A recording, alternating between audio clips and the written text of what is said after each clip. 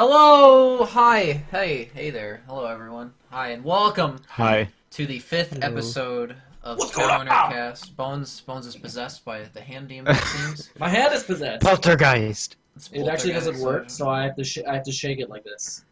Or you could use your other hand, but it's Yeah, fine. I mean, Whatever floats your boat. Whatever. I'm right-handed, Welcome so to CounterCast. I'm See- shaking my hands, but you can't see it. See, he was written as a right-handed person, which actually brings us to the topic of tonight, is compelling writing in video games. But before we get into that, I should probably introduce our guest tonight. You may know him as that guy with really long downtown hair. Doji. That as well. But here he is, Dogi. Hi, how are you? How are you doing? Hello, today? hello. Tell me a little about yourself, I'm doing Dogi. wonderful. Mm. I'm kind of a weirdo. Do you like People going don't on know, the like beach? me. Holding a baby is considered a crime. But yeah, What? No, it's not. I hold me. babies all the time, all day. She every said she day. was 18. a baby. Her first words were Goo Goo first Gaga, I'm words. legal. I'm a Freddy. In all seriousness, I get Freddy that caster ID, here man. on Twitch. Kind of dabbling in the creative strums here and there. Nice. Yeah. Sounds cool. Well, I mean, hopefully you can give us an interesting opinion on our topic tonight then, which is basically compelling writing in video games. What makes a video game story more compelling than a story in another genre, or basically basically examples of what we think are compelling video games, what are not, and how you can make a game written better. So I kind of want to start off here with this and basically saying that Do it. it's very, very hard to write a compelling video game in comparison to anything else. Oh hell yeah. Because you need to There's keep interaction. yeah, exactly. Like you need to account for the player interaction. If you just write a static story based in a cutscene, like dude, like just make a movie. Like if you're gonna go full order 1886, just make a movie, all right? Like seriously, come on. But for starters, why don't we just start with a couple of games we think are the most compelling stories, basically, in the video game medium. So, Dogi, you're the guest. Why don't you start off if you got something? Yeah, I actually just got something that came into mind. Gameplay wise, it wasn't all that compelling. It had a nice mechanic, but what I'm thinking of is Life is Strange. Oh. The story in that really made up for the fact, because I mean it is one of those story-driven games. That game doesn't be have it- multiple endings, right? It's just you It play does. and It has does have one multiple endings. It does have multiple endings, but not does. like. There's only like two. Oh, okay. And really, the changes are pretty much like you could change how you get to that point to when you choose, but regardless, you're gonna end up. Spoilers, I guess. You know, doing Spoilers, something. the game But, ends. Yeah, I avoided watching you play that in case I that was actually a game that I never felt I would. I think it was more so that I could relate to a lot of parts in that game. But other than that, yeah, that was. I feel like written wise, it was pretty neat. I wouldn't say it was unique as far as some other story driven games out there. Because I mean, there's like those novels, like what would you call those? Like The Choose Your Own Adventure books? like- yeah, like interactive Interactive. novels. I always die Um, on those. Jinx. It's not much different from that because I mean you only have so much to do, but that game actually not only brought, okay, you're replying to a question or somebody's, whatever it is. Not only that, but you actually have a mechanic that you work around, and it becomes a puzzle game rather than just, I want to say this at this certain time kind of thing. Do you like that was- the Heavy Rain games? Those ones? What is it? Actually have never played Heavy Rain. I like Heavy that Rain. game. I What really was the new should. one with Quantum Dream or something? No, it's No, the one with with Ellen Page. What's her? Yeah. I know Yeah, what you're Ellen talking about. Page. I What's that called? Beyond Two Souls. Yeah, Beyond Two Is that Souls. it's That's called? what it is. Yeah. And then the one before that's Fahrenheit. Yeah, Those are, like, I've the never three. played Fahrenheit, but I heard it's really They good. I always played a start small like- amount of Fahrenheit. They always start like really cool, and then they just get really, weird like alien stuff Well, happen. Heavy Rain and it, didn't. like makes no. You're right. Heavy Rain didn't, but the other ones do. What has anyone else here played Heavy Rain? No, just me and Bones. Okay, well I'll just ask you then, Bones. Like, Jason, do you think that? Jason. Do you think besides Jason! the Jasons, that is a compelling? The writing in that game's compelling. Yeah. I mean, I really liked Heavy Rain. I played it through a couple times, and I don't play games through multiple times very often. Yeah. But I played that one through a couple times because I wanted to see different things happen. Like I made sure like everyone, because there's so many endings. There's 40 different scenes that you can unlock at the end. So I'm not spoiling anything when I say like I wanted to do an ending where everyone lived. I wanted to do an ending where everyone died. And there's like that's just scratching the surface. There's so many different combos of things that you can do for different endings in that game. Yeah, I remember really liking Heavy Rain the first time I played it, but like the second time I tried to play it, I didn't like it as much, just because like that's one of those games that's kind of like one of those one and done games, where it's like at least for me. Well, it's so short that I feel like it's meant to be played multiple times. Well, maybe it's because I played it when I was a little younger. I remember it being pretty long, like as a kid. When I played, I was like probably like 13 or 14, I think, when I played it. You know what? You know what? You're right. It's really not that short for a game. There's lots of stuff. Lots of stuff. I would argue that game actually isn't that compelling because I'd argue it in the fact that like you can't I couldn't replay it. This is just my opinion, of course. I'm not going to say it's like a shit game. I liked it. The first time I played it, I really liked it. I was engrossed. I usually don't like games like that because I don't like games that are like The Walking Dead, basically, where like it doesn't matter what choices you make, or if you just do quick time events. Like I don't like those because it's just like, wow, I made all these choices, but look at that, it didn't matter. It's the same thing still happened. Or if you did, go on. It's no different than like watching a TV show or something. It's just slightly more interactive. I usually hate those games. Slightly. I usually hate those games, like games that it's like, why didn't I just watch a movie? Why didn't they make this a movie? Because it's not a game. But I think the best kind of narrative is the one that includes gameplay heavily. Like I love Stanley Parable and Undertale because the story makes you do things in the game that you wouldn't normally do in just a narrative-driven game. Like in Undertale, you have to restart the game and wait however long and then start it back up, and that's part of the entire story. And in Stanley Parable, that's just the entire game is. Yeah. I actually wanted to bring up. Go on, Dougie. Would you actually consider the gameplay of like The Walking Dead bad writing though? If we're talking about writing, the gameplay. I would argue that I'm not.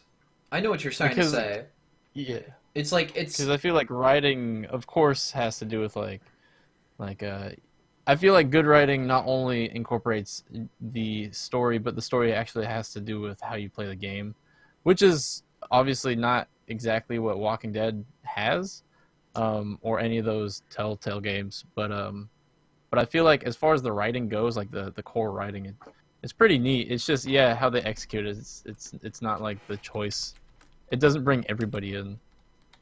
Like basically you're saying that there can't be like a dissonance between the gameplay and like the story, right? If you want solid writing. Like for instance, I was mentioning Life is Strange. The story is based around the mechanic of how you play the game. Okay. I get what you're saying. And that like you like change time and stuff like that. Okay. And then cuz like without the control of that, you can't really progress in the story. I think in that regard, The Walking Dead's actually really bad because like I've never been a fan of them either. I only like the first one. We always end up talking about The Walking Dead. It's because it's the narrative example. It's the typical game people go to. Like this is a well-written game. Are they coming out with another one soon? They already came out with it. The miniseries Michonne. Yeah. It's already out, or at least the first episode. But it's not like a sequel or anything. No, I don't think so. It's a miniseries. It takes place during the comic arc where Michonne's missing from the group, and it's like issue 139 to 146 or something. I don't remember. Well, I used to read the comic. Dumb. Like it's not. It's not dumb, but I mean the game. I just want to know what happens in the main story. Yeah, like you know what? I do find it dumb, but I still want to know what happens next. So I guess I can't really call it dumb because I want to know.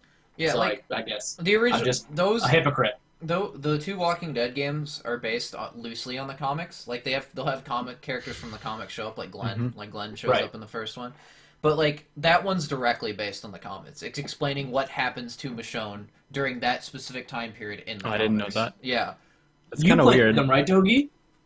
Yeah, I did. Did you like them? I like their story. I'm not like the biggest fan of how they play, but yeah, I usually just play them just to get the story.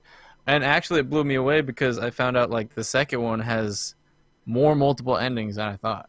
Yeah, like, the combination. So it's too bad. And it's also blowing my mind that they're gonna make us a third one, I guess. I know that it's like, how do you start the third? Yeah, you know that they're gonna find a way to make, no matter what ending you get, they'll still come together and kind of still continue, because they have to. They can't make a game that has like 7 different paths that branch out into more paths. That's just too much work. Well, Telltale's not that good at writing, anyways. Like, you can see it on their stories. Shots. But it's hard. It's hard though to make a game that when you make a decision, it changes the entire game, because that means you have to make 2 games. So you have to, like, no matter what you choose, they kind of got to come together and only change like little things here and there, or else you just end up making like 2 games, and that just costs way too much money.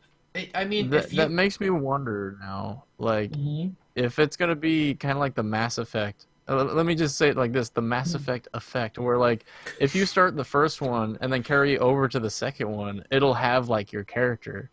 You know, I wonder if it's gonna play out like that, or if they'll have like, if you haven't played the second Walking Dead, then they'll always remember the choices you made in the last one. That's what I'm saying. In the first Walking Dead, like, it doesn't affect it like much. It only affects the game, like, from the first one to the second one. It only affects like a little bit. Like, the way it was described to me is based on an event that happens in the first one. It makes Clementine, like, it makes it easier for her to do like vicious things or not do vicious things depending on how you treated her. But like, other than that, it doesn't change the story majorly. Like, there'll be a couple characters who would show up or don't show up. Well, actually, now that I think about it, those characters will show up no matter what. It doesn't matter unless they die, but of course. Right. But like, if the characters are alive, if they're just like, no, fuck you, I'm out. Like, you'll find them in season 2. They'll just be like, dude, I just said fuck you, and I'm gonna do it again. You know. But that's the thing in games like this, when a character dies or you save them, in like, you just know that in a couple more hours they're probably gonna die off anyway, because they can't just keep making dialogue and scenes with a character that 50% of the time for people isn't going to be there. Or you could do it The Walking Dead, where if you save them, they oddly just don't talk. They don't talk, or they just show up randomly in the background. They're just there. They get one line into a conversation. Like, they just like pop their heads, and it's something else they've already said. My life, thanks for that. No, it's not even that. It's like something they already said. It'll just be like yes or no. Like, it'll be like a snippet of dialogue they can take from like whatever they said before and just like mesh it together, and then you find them like randomly dead in the stupidest way possible next. I know, episode. But you gotta. I understand why they do it though, because it's so much work to do otherwise. You can't just, like I said, you can't just have like 7 paths. It's like making 7 games. It's hard. Like, and it's like not worth it. If you're gonna make a game if you're gonna advertise your game as multiple endings and like choices that matter, you really shouldn't make it so your choices you need to know what matter. You're doing. Yeah. Like which direction are you trying to go with this game? You're right. The problem with me in the Walking Dead series of games is the gameplay and the narrative seem too distant. Mm-hmm. Like, I want a game that incorporates both successfully. Play Metal Gear Solid. And Undertale and the ones I mentioned earlier. I know some people, actually a lot of people, even I think everybody can agree on games like that. A big issue with some of that stuff is like, you're trying to head down a certain path, regardless if you're forced down a path. When you play these games, you're trying to go somewhere. Yeah. And like, you wanna pick an answer that sounds like the most like caring, but then when you hit that button, your character seems to be really bitchy about it, and you're like, whoa, like, I didn't mean to. There's no. The Mass Effect dialogue system where it's like exactly. one word. You're like, wow, what did I just say? Or like the LA Noir system where you're like doubt and like, yeah, you deserved it, you piece of shit. Yes, no, very yes. there's a thing where it's like, okay, so Mass Effect, you kind of have an idea of what's the nice and what's the bad, but then there's like I want to say games like Walking Dead and Telltale in general. Yeah. They don't make it clear on what your intention on this answer is, and so when you read it to yourself, you're like, oh, that sounds nice. So you say it, and you just want it. You're killing the person all of a sudden. You're like, remember. I'm going to hug your baby, and you're stabbing them in the face or something. I remember like a specific dialogue option where it said like no thank you, and like the Walking Dead, he's like go fuck yourself. And, right? And I was just like, oh. Yeah, you don't want to feel forced into making decisions in a game like that. Well, that's like, the worst. Okay, so this is something it's not really a segue, but it's like I want to see a game where if you're gonna have that, I want the futility of your choices to be instrumental to the narrative. So like if you're gonna, I feel like if you're gonna make it basically doesn't matter what you choose. Where like if you save someone and they don't speak, like the choice basically doesn't matter. You should have killed them at that point because they do nothing to serve the story, other than like, oh, I saved his life, but now he doesn't speak or he doesn't use like all of his body parts or whatever. It's weird. Like it's really, really, really weird because you'll notice it and you'll be like, why is he not speaking? It's been 2 episodes. I saved him 2 episodes ago. And now he's not talking. Like I want to hear from this character. Yeah, like if you're I saved him because I liked him, and now it's like now it doesn't matter because he's supposed to die. The endings might be different, but a game is about the journey. Yeah, but like thanks in the broadest term.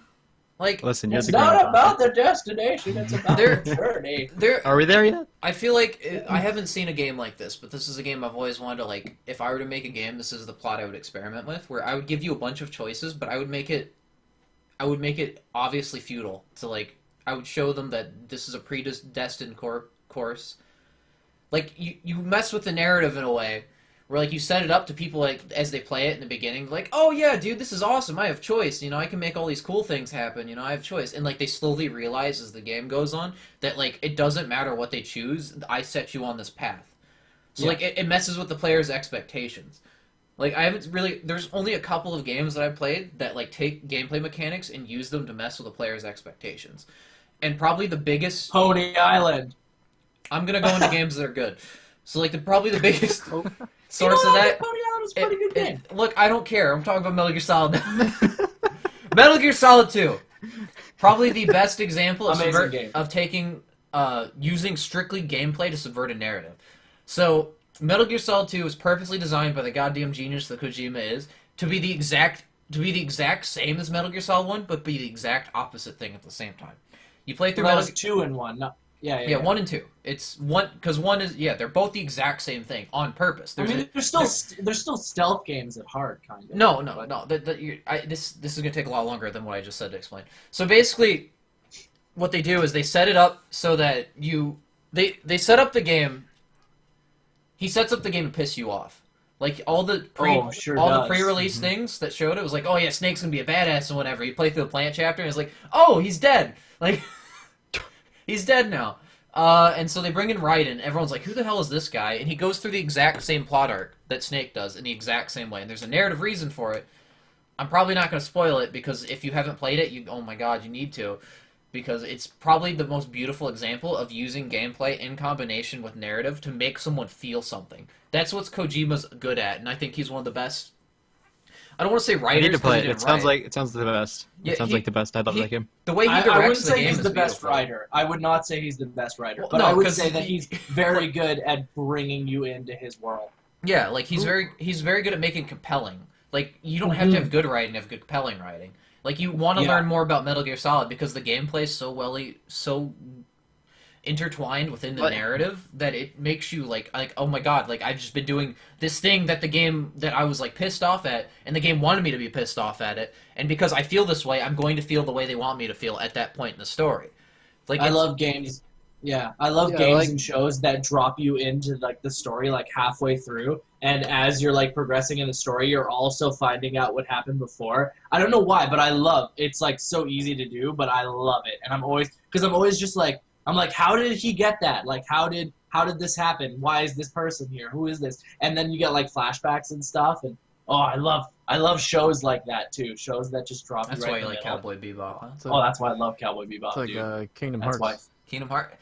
Yeah, Oh, I mean, yeah, that's like sort that's of. like the Yeah. that's like the essence of like all that stuff, like but in like a massive proportion. But I 100% agree with you, but also don't you think that like kind of the stuff that happened before Kingdom Hearts 1 that they're introducing you to is just stuff that he's like pulling out of his butt to try to honestly, explain things? no. Yeah, that's why I was always into 1 and 2 because Mhm. 2 just kind of carries over and Mhm. adds a little bit more to the experience. I Yeah. I could do without the nobody, whatever. Like I could do without all Without that the stuff. Keyblade But I War mean, and stuff before. I like the story as much as I can understand it. Because when writing gets that confusing, I start to drift away. Like especially because you can't just sit there and understand it. You actually have to play it, and then probably read about it, and then play it, Yeah. talk to some gurus, and then play it, and then Oh, yeah. to really.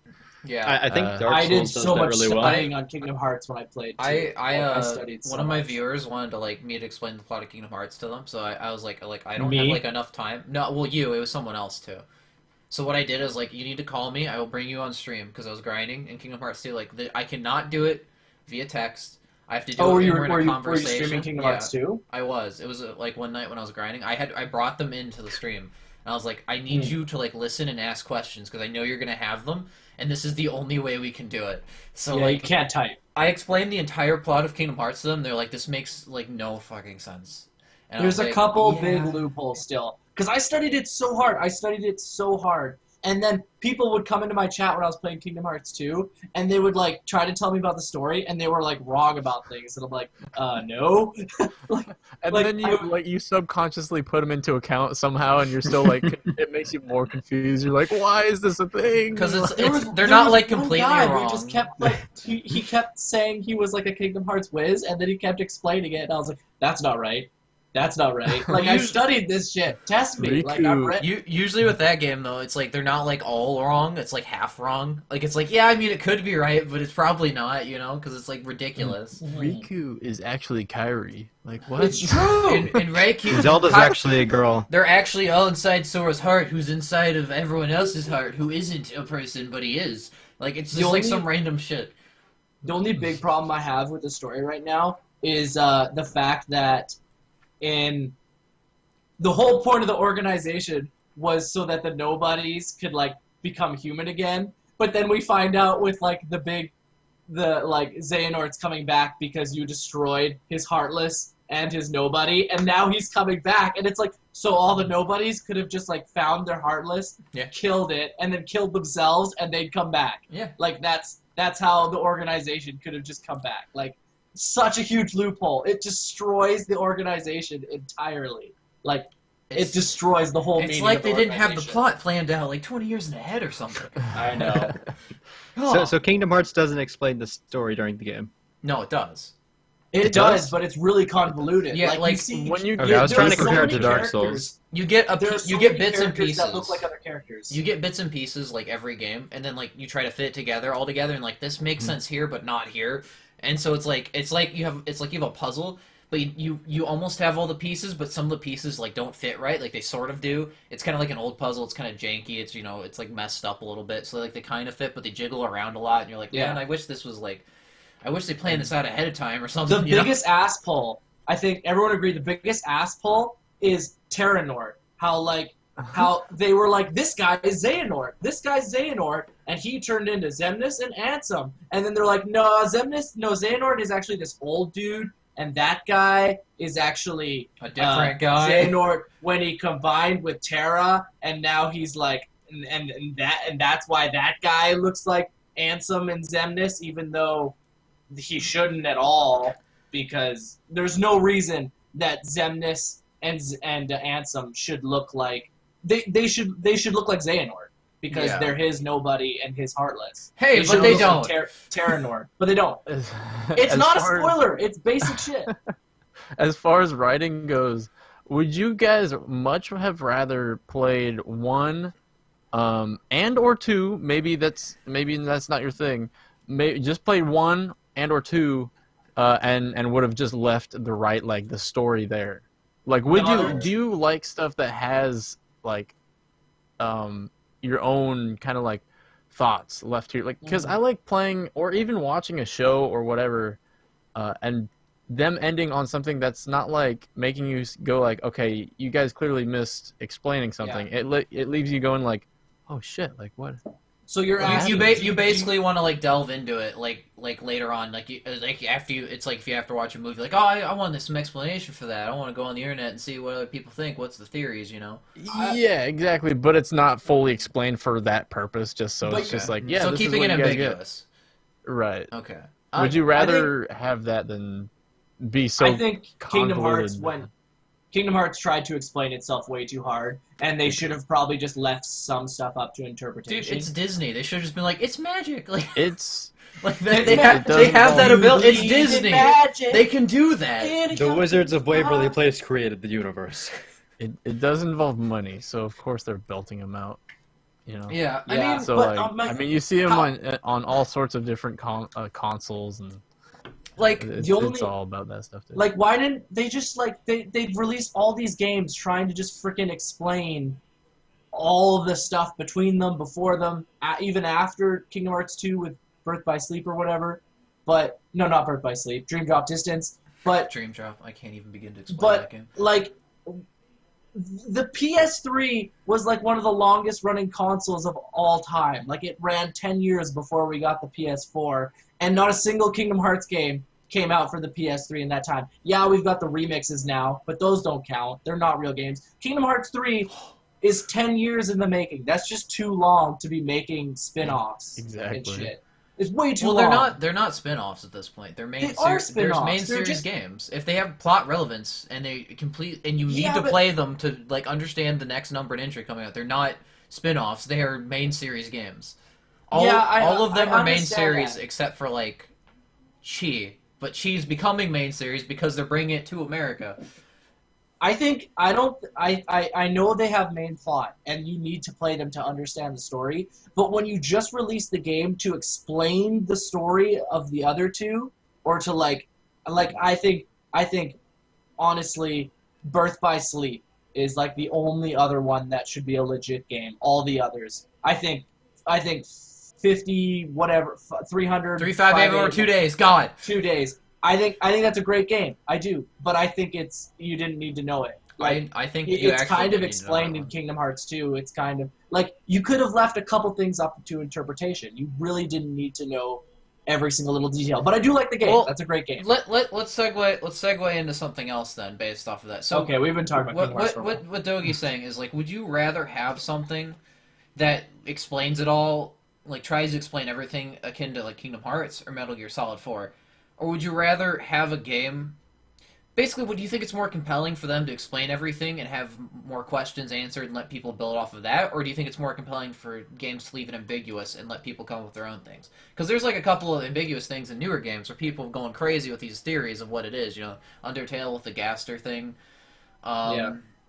I can't think of anything else off the top of my head. Like, these people are going insane. Like, oh, I found this file. It's got to be this guy's his uncle or whatever, you know? Like, there's like a million... Like, would you rather the game try to explain everything and then you try to, like, look for things and be like, what about this question? And then try to answer it yourself? Or would you rather them leave it ambiguous so that you, like, people can make those theories and, like, figure it out? I can't pick a side because it's a gamble. You, like, I would rather them explain it to me, but there's a good chance they can't explain it very well. What do you think leads it to being a more compelling story? I feel like for me personally, because everybody's gonna choose their own answer for this. For me, I like the ambiguous side because it relates more to how you think on a regular basis, even when you're not playing games. There's so much shit that's unanswered, you know. So like you're playing something. It's almost like, wow, it's almost like the norm, you know. Of course, it's created by somebody, and they do that just to make you think like, oh shit, I wonder what happened to whatever. Either that, or they're a sequel, or they're a human being, again, and they forgot. I'm not trying to say like, oh, this person disappeared off the face of the earth on this game. Where'd they go? Conspiracy. It's more like, yeah, it's more like, it's subtle. Yeah, it's yeah. I honestly don't know how to explain it, but it's. I mean, you guys know what I'm talking about, though. I totally when know it comes down to like, it fills you more with wonder than the fuck, you know. Yeah. So Like having it But explained. there are or so whatever. many animes Like some dumb that twists left it at up the end to of stories. interpretation, though, and I want to know so bad. Like, why couldn't the writer just choose one and tell me so I know that's like legit what happens? Well, I think that leaving it up to interpretation makes the game more compelling, like easily, because It's true. It gets It's people true. more because invested. people talk about it. Yeah, like they're more invested. If you explain everything, you're more likely. It makes you think about it. Yeah, like if you Therefore, explain more compelling. if you explain something to someone, they're gonna look for the holes and then they're gonna get angry. But if you just leave it completely open ended, they're gonna like have that sense of wonder, and then they're not gonna be like, this is bullshit. They're gonna be like, whoa, what happened? You know. It's not like you play Metal Gear Solid. You know, you like I keep going Metal Gear Solid because this is like the best example of Welcome to both of them. CounterCast. My name is Jorpin. Here's Persona. Here's Metal Gear Solid. I'm sorry, I like good games. All right. Burn. Look, this is like the best example of it because not only is it it has some of the most compelling writing, like it mixes gameplay and narrative so well that like you can't separate the two. Like a lot of games, you can take out the cutscenes and like watch it as a movie and be fine. And a lot of games, you can take out the gameplay and like you can either watch the cutscenes and be fine or play the game and you'll be fine. If you did that in Metal Gear Solid, you'd be missing like 99% of like the greatness of those games. You can't do that, you know? Like it makes the game itself more compelling if you can intertwine those things. It's like Dark Souls. Now, come on, make the joke. Dark Souls is great. Yeah, Dark Souls. I love Dark Souls. It does the story really well. It does a subtle story really well that leaves it up to your brain to think about it. But it does it the entire game throughout. Like it says nothing about the story hardly at all. Yeah, and I mean, like it's not just the ending. And if you want to find it's the entire story. The story's there too. Like it's there. It's just basically here's the places. It's not like this place does this, and this. This place's exports, imports, and main economical functions are this. It's just like this is a place, and it shows you like designs and stuff. So like there's the Katarina and the onion armor. And you like go to this place. Like man, these people must really like onions or something. Or you have the Shiva of the East armor, where you're like, man, they have like more of an Oriental design. They use a lot of bladed weapons. What kind of society these people live in? Everything's left up to interpretation. There's not a lot in that game that's spelled out directly. Heck, there's theories going on that like the fact that there is no singular chosen undead. Like the main theory I've seen that I've liked a lot in Dark Souls is that it's just like a play on words. You are a chosen undead. Like millions have failed before you, and millions will fail after you due to the way time works in that world. You are not special. You were just one of the many undead people who will either lose their mind or link the fires or plunge the world into darkness. Yeah, I hate when those I like that as well because I hate when there's so many video games that are like especially MMOs, games that are just like you're the chosen one. Except everyone is the chosen one. Let's talk about MMOs. like MMOs, it's just I hate MMOs that do that. That game that's just like you have a gift. So Bones, 2 other million people have the same gift. That leads me to a good question. How do you make an MMO story compelling then? Because you can't make yourself a special snowflake. You can't by being a small cog in a huge wheel. I think that's great. I think if in an MMO, all I want is to be a part of a huge army, and the army is my friends. Did you ever play Star Wars Galaxy? I don't want to be like. Back in the Star Wars Galaxy, back in the day? No, I don't play I'm not even a big Star Wars fan. Well, like, that was actually exactly... No, it's fine. Like, that's exactly what you were looking for before they updated it. Oh, yeah. That game, it took you, like, hundreds of hours to even become a Jedi Padawan. Like, you had to train so much for so long to even get the honor of being a Jedi Padawan. And there were only a few people who made it to Jedi Master, and those people were hunted. Like bounty hunters would go after them to just get the fact that they killed. That sounds fantastic. Yeah, and like that's what I thought of Elder Scrolls when it first came out. There were dancer. There should be stuff that takes like 3,000. Like there should be stuff that takes like 3,000 hours worth of gameplay to get, so that the people who love your game and put the amount of time into it get it. Like there are obviously people who have put tens of thousands of hours into World of Warcraft, and I think they deserve something to show for it, and they don't really. Well, that's been more of a modern trend in MMOs. They used to be a lot like that, but now everyone wants to get everything and then just move on to the next one. Nobody wants to stay with an MMO anymore. I think sucks. I think it sucks too, but like Mm-hmm. I think Star Wars Galaxy is a really good example of that because you had people who didn't even like you could spec into like top classes that weren't even about combat. There were there were entertainer classes where you could play instruments or dance and give people buffs, and they were in high demand. And then you had traders, you had merchants, people who leveled up and focused solely on buying and selling goods. And you had people dedicated crafting classes, dedicated combat classes. Yeah, like it was a world. Everybody's reliant on everybody else. It was a If I ever made an MMO, there would be no NPCs. None. Like, you are the people. If you want stores, people have to open stores. If you want, like... And that's what Star Wars Galaxy had, actually. Like, I think, honestly, no NPCs is... I honestly don't know if it worked. They had a couple NPCs. But I think it was it's such a cool idea. Yeah, you need to have stuff like that in the beginner city. Like, in the beginning cities, you need to have at least some NPC relevance. But then towards, like, the mid or late game, like, you can start taking them out. Because those are the people, like, that's when it should... Basically, you can get beginner stuff to, like, get started from NPCs, and then if you want to be good... Where you could...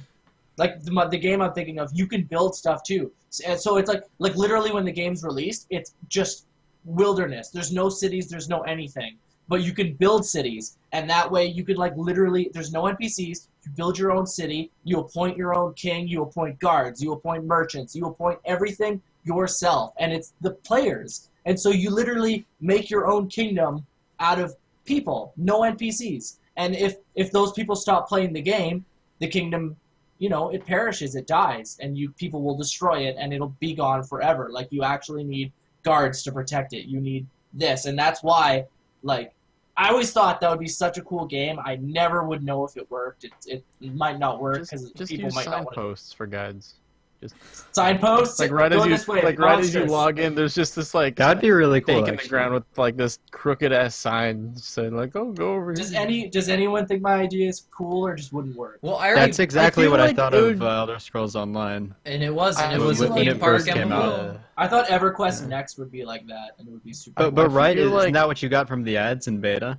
No NPCs would entire be, player would be base. interesting to see what happens. A couple games deal with that. What most games do is there's this game that's sort of like that. It's called Darkfall Online. It got closed down and then reopened as like the same game but different. It was a full loop PvP game. There were like 9 beginner towns for each race. There was like 9 races. I don't remember the details. I liked this game a lot, but you had to put so much time into it that it was not feasible for me to play. Like so much time grinding. Like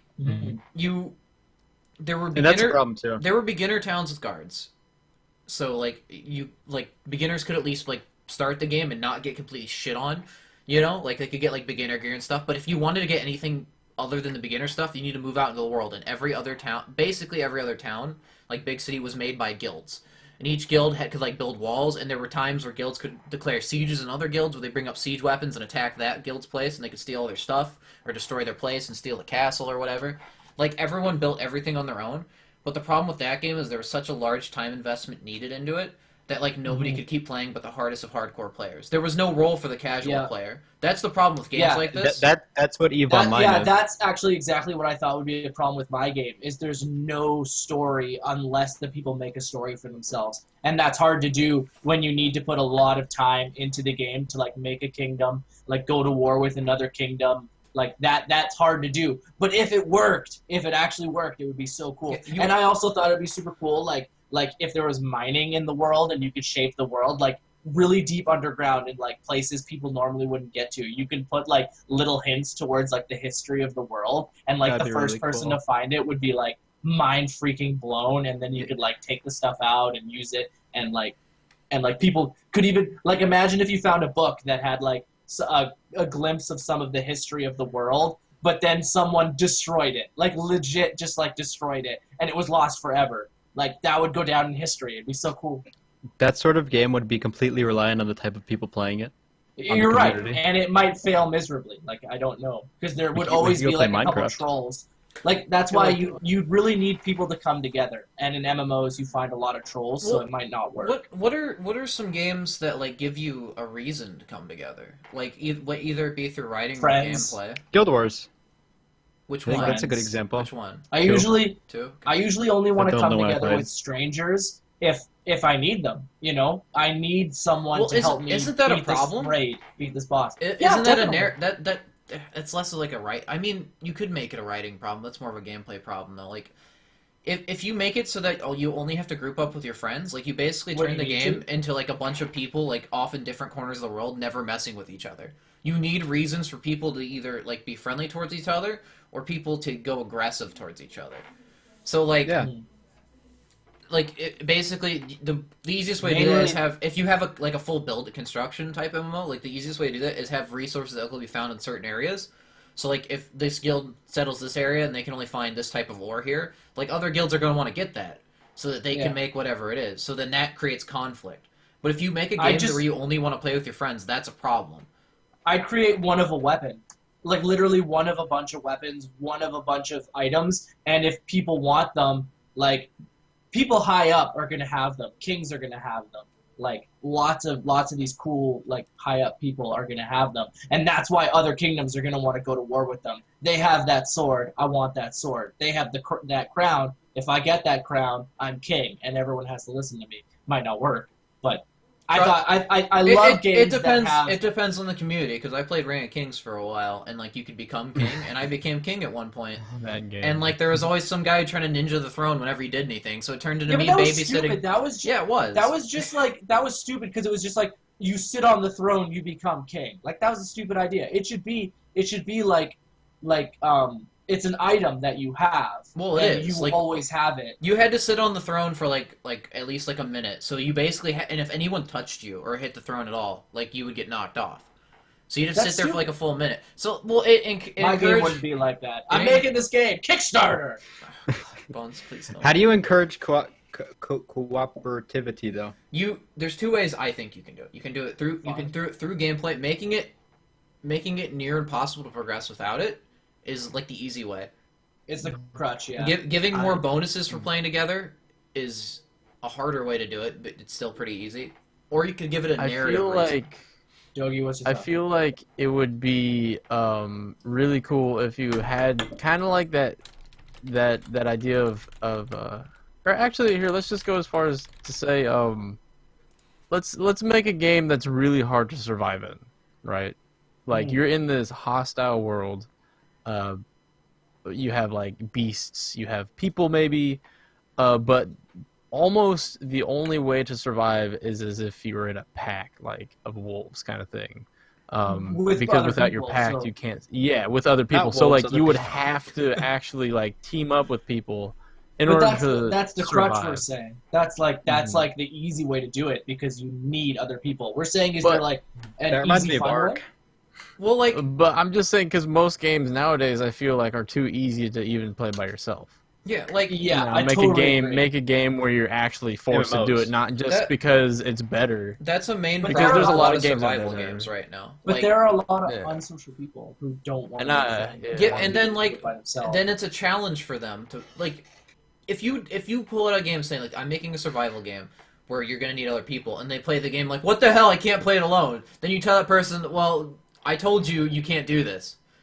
Like that's their problem. If you set out and say this, if you say you can play the solo dude, it's cool, and then you can't, then it's like all right, what the hell? But if you like saying this is a game where you need to work with people, and then people are like what the fuck, dude? I can't solo the whole game. It's like yeah, we told you couldn't. That's dumb. No, you're dumb. It's like, a multiplayer game. This is your fault. Like I would love that. But I want to talk about EVE Online too because EVE Online was like sort of like Jorpin's idea. I think it's really hard. It's a really hard game to get into, slow. And it's really slow. People invest money, thousands of hours, a lot of money, and if you don't play it for a certain amount of time, you lose a lot of money. I think the game is free to play, isn't it, or is it? No, you have to pay a subscription and buy the Okay, well, people invest money in like ships or whatever too. There's a new one that just came out that's really expensive. I can't remember what it's called. No, not that one. I have no clue. I can ask my roommate. Like there are guilds and stuff, and if you're not there, your guild loses a lot of money and you're hated across the server. Yeah. But it's like that. But you're completely reliant on other people, and there are wars that start because different people hate each other, and it's just community driven. But the community is terrible, I heard. So that's a good example of a bad community driven MMO, I think. Well, like you don't get to cultivate your community. Your community picks the game, and then they attract those people. Like you can try. It's hard. Like unless you're really like you're really just like like strict.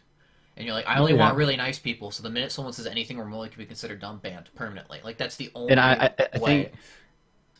I think Eve appeals to those kinds of people too. Do you because think you're heavily rewarded for rating other ships going? Do you think it? No, sorry.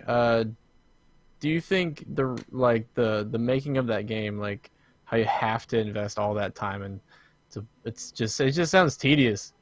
Sorry about that. Sorry. It just sounds tedious. But do you think the writing? My dog has an opinion. Do you think the writing of that I hate MMOs. Affects that? You know what? I'm gonna hold my tongue here. No, go ahead, dog. Yeah, I don't care that the dog is. I know. I'm just trying to make sure she's not gonna bark again. It doesn't matter. So, yeah. Do you think like creating a game like that kind of asked for people like that to have a community that's so like toxic because of how like stressful the game is or how much I think you get invested. But that makes the game more interesting, especially from like if they write their own stories. Like if you have a bunch of people who are invested in this game and like who are assholes to each other, it's more interesting than a bunch of people who put like 20 hours and everyone's nice to each other. Because then you just get the kumbaya, like everyone's friendship, But like if you always like you can't. That's why you can't exclude if you're gonna write if you're gonna have a game that's stories based solely around the community. Like, to make it compelling, you cannot incentivize one type of behavior over the other. Like, you need to have an equal incentivization, basically different paths. Because if you have too much of one or the other, that overpowers the other side. Like, that's why a lot of PvP MMOs go with 3 sides. That way, like, if one of them has more people than the other one, the other 2 can band up and gang up on them. Like, it lets it have a more interesting story, because if you have 2 sides, and one's more powerful than the other, you're screwed. Like, that side just wins. There's nothing you can do. Like that was an issue with WoW for a long time. It still I think that's a problem for us. Fixed it. Well, what they did to fix it is they just made it so like PvP, it doesn't matter what what faction you are anymore. Yeah. And like that's not really a fix. That's just being like, oh fuck, like we give up. That breaks the PvP immersion. Yeah. In my opinion. Like I loved that. If you were to have this freeform MMO where the community writes the story, but like then you heavily incentivize solo play. If you heavily incentivize like being nice to people to the point where like if you're that guy who tries to kill people and be a bandit, like you have basically no point in playing. You're only gonna get the nice people, and then the game's story sucks because everyone's nice to each other. It's like, oh, how you doing, neighbor? I'm doing good. Thanks for asking. How's everybody doing? White picket fence kids. I don't know. Even nice people are like, all right, I built this army, and we're gonna go to war, and it's gonna be awesome because they're really invested in the game itself. But I'm saying like the problem is if you incentivize, you would disincentivize doing that. If you tried to disincentivize like the bandit playstyle, that's basically disincentivized aggression. Wouldn't it be cool though if you made like a bounty system and like those people who are trolls can get like a bounty on their heads, and they can become famous for being Star Wars Galaxy had trolls. Really, that's cool. There were dedicated, cool. And there were dedicated bounty hunter classes. Like you could be a bounty hunter, and you would get missions to take out certain players and collect the bounty. It was freaking awesome. That's awesome. Yeah, it was great. What's that game that came out that has like the Black Zone or whatever, Jordan, that you just started playing? The Division. The Division, yeah, that has that, doesn't it? That's like a sort of like you get temporary like forms of bounties, like if you go aggressive on someone. Grand Theft Auto 5 like bounty, because that no, bad. It's different. It's completely different than that. Like if you go aggressive against someone, you get marked as rogue, which means depending on how many people you kill for a certain amount of time, anyone can kill you with no repercussions, and you drop all your loot and they can steal it. So like if you want to get the best loot in the game, like, you can be an asshole. It's a lot easier to be an asshole, but it's a high-risk, high-reward situation. Like, it's really well done, because, like, you can play it slow and steady and guarantee that, like, you can guarantee you'll get good loot, but it'll take more time if you run with a group and you don't go aggressive on anyone. You only kill people who are hostile. But there's always that guy who, like, if you don't know him, there's always that guy who could be like, oh, man, I just really, I need this stuff. This guy has it. I know he's got something super rare. I'm gonna kill him, and I'm gonna take it, and I'm gonna disappear, Yeah, I'm gonna kill this guy. And like that's cool because that leads to emergent gameplay, because then you're that guy like, oh, this fuck, like, and it leads to server like bonds too.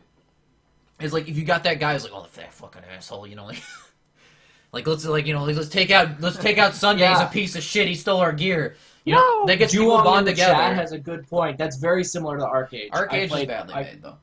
Arcade has a lot of problems with it, but it also has a lot of original ideas, which I wish overshadowed the problems, because Arcade was actually pretty good. Like it had, I loved the like sea exploring and like a couple of the classes and combining of the classes to make a new one. I thought that was great, but there were a lot of things about the game that just were like a little bit too tedious that I kind of quit playing. Wasn't it just the business model, really? Yeah, that too. In Arcade? I mean, it was free to play. Well, like... Yeah, but it's like pay to win. Yeah, it was. It was like that for when it came to, like, if you want a big ship, you should buy it because it's going to take you 1,000 years. It was really just mindlessly grindy.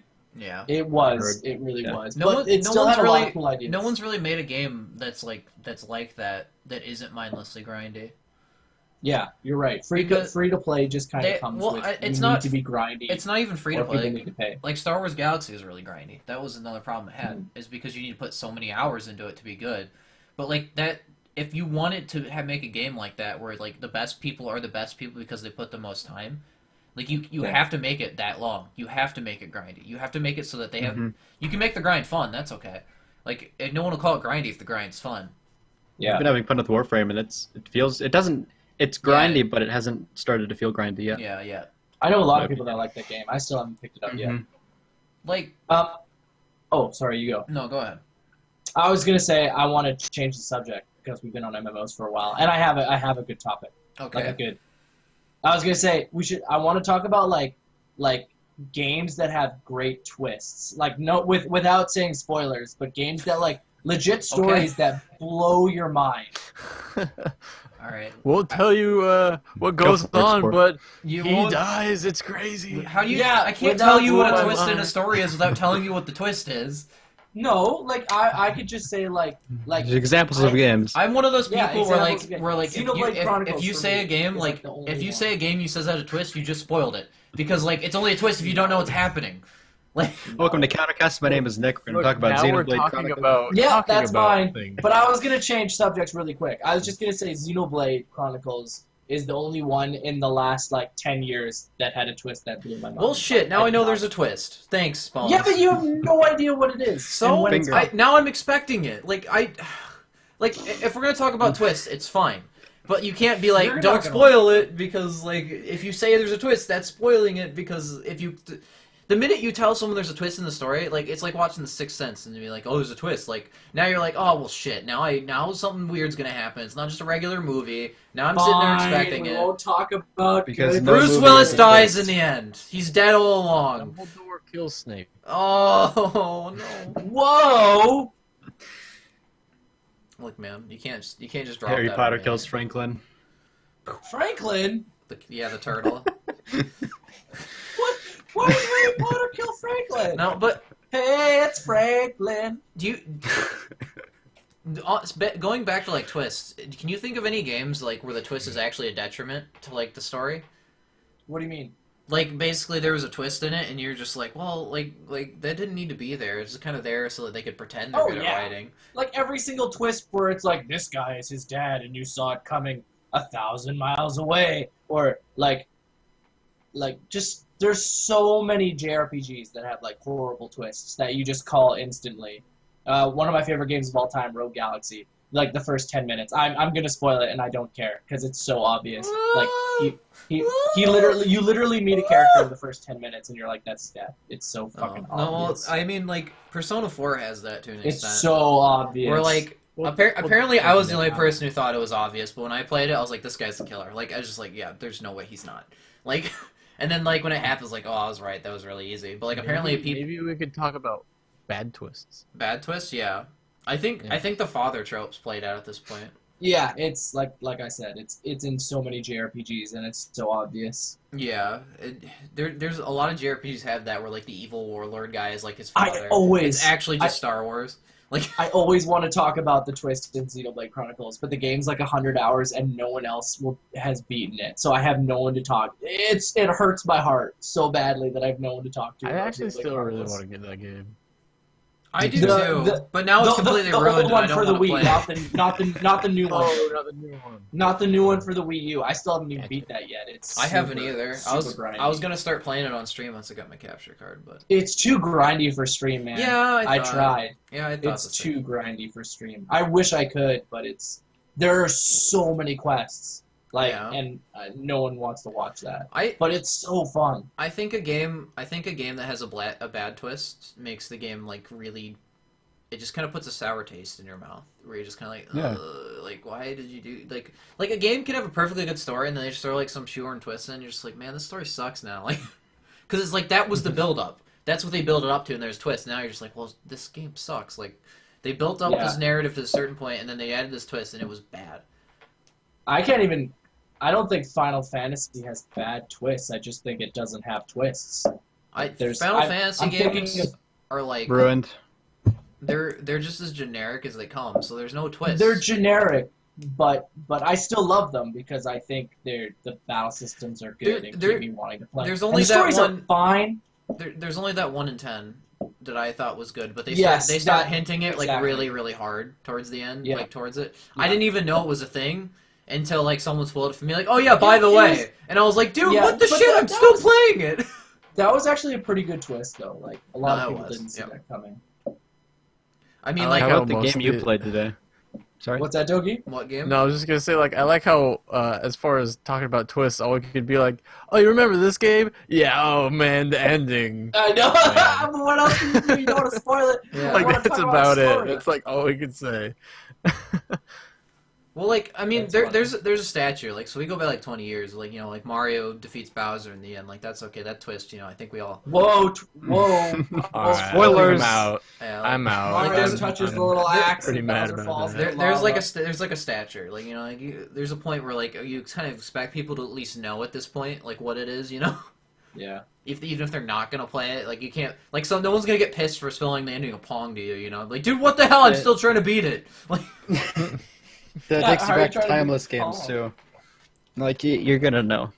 Yeah, like all the timeless games, like the people know the plot points and what happened, and like Mario, like people know what happens in Mario. I mean, there's not a lot to Mario. Even if you haven't played it, you know. Yeah, and then there's like Zelda, and then there's it's part of culture. Yeah, the Paper Marios though have great story and great writing. They do, but like, what makes them great? So good. Tell me what. Translation comedy. Okay, go on. The translation is so good. Like, well, it's games heavily American. Like I talked about before, Phoenix Wright. Just some games are so well translated that it just makes the story. Like the Phoenix Wright games, the Paper Mario games.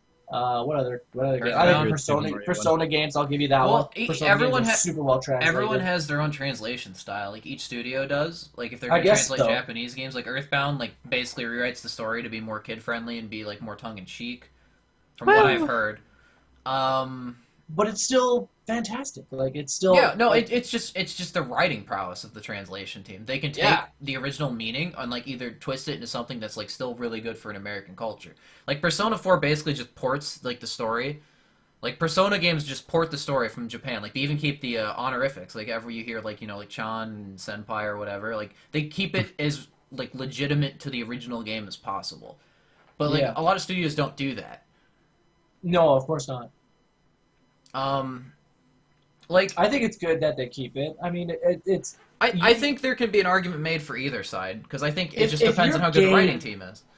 No, I think it's based on the setting. Like honestly, if this game is based kind of in Japan or in like a high school in Japan, you should keep the honorifics because its setting is in Japan. It should be pulling you into a Japanese culture, even if it's in English. It should be pulling you into the culture. But if the game is based in, like, space, like Star Ocean or something, get that shit out of there. Like, it doesn't need to be there. Like, you're not in Japan, you're in space. You're not in space, Japan. Yeah, you're in space. Japan. Soon. That's what... The new Xenoblade Chronicles blew my freaking mind when the huge base, like, right at the beginning of the game, you crash land on a new planet.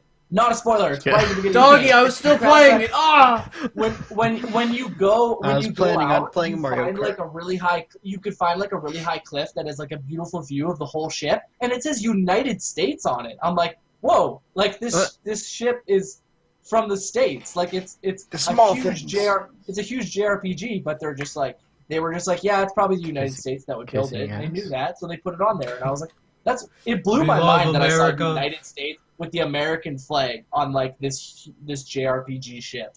I was like, whoa, that's crazy. But I thought it was really cool. It was a super cool touch. So Should have been the Canadian flag. any Just kidding. any last Why would it thoughts be Canada? towards Who am I kidding? any last thoughts toward compelling like writing before we just start getting into like these questions, these questionones? Do we have a lot of questions today? I wanted to bring up horror games. Okay. Oh, yeah. In terms of, I'm down with that. I think a badly writing. written horror game like kills the horror faster than anything else. Mm-hmm. Oh yes. What Same are with what are movies. some? Yeah, exactly. I think movies and horror movies and horror games are really comparable. Because they're a lot They do the same story like how tropes.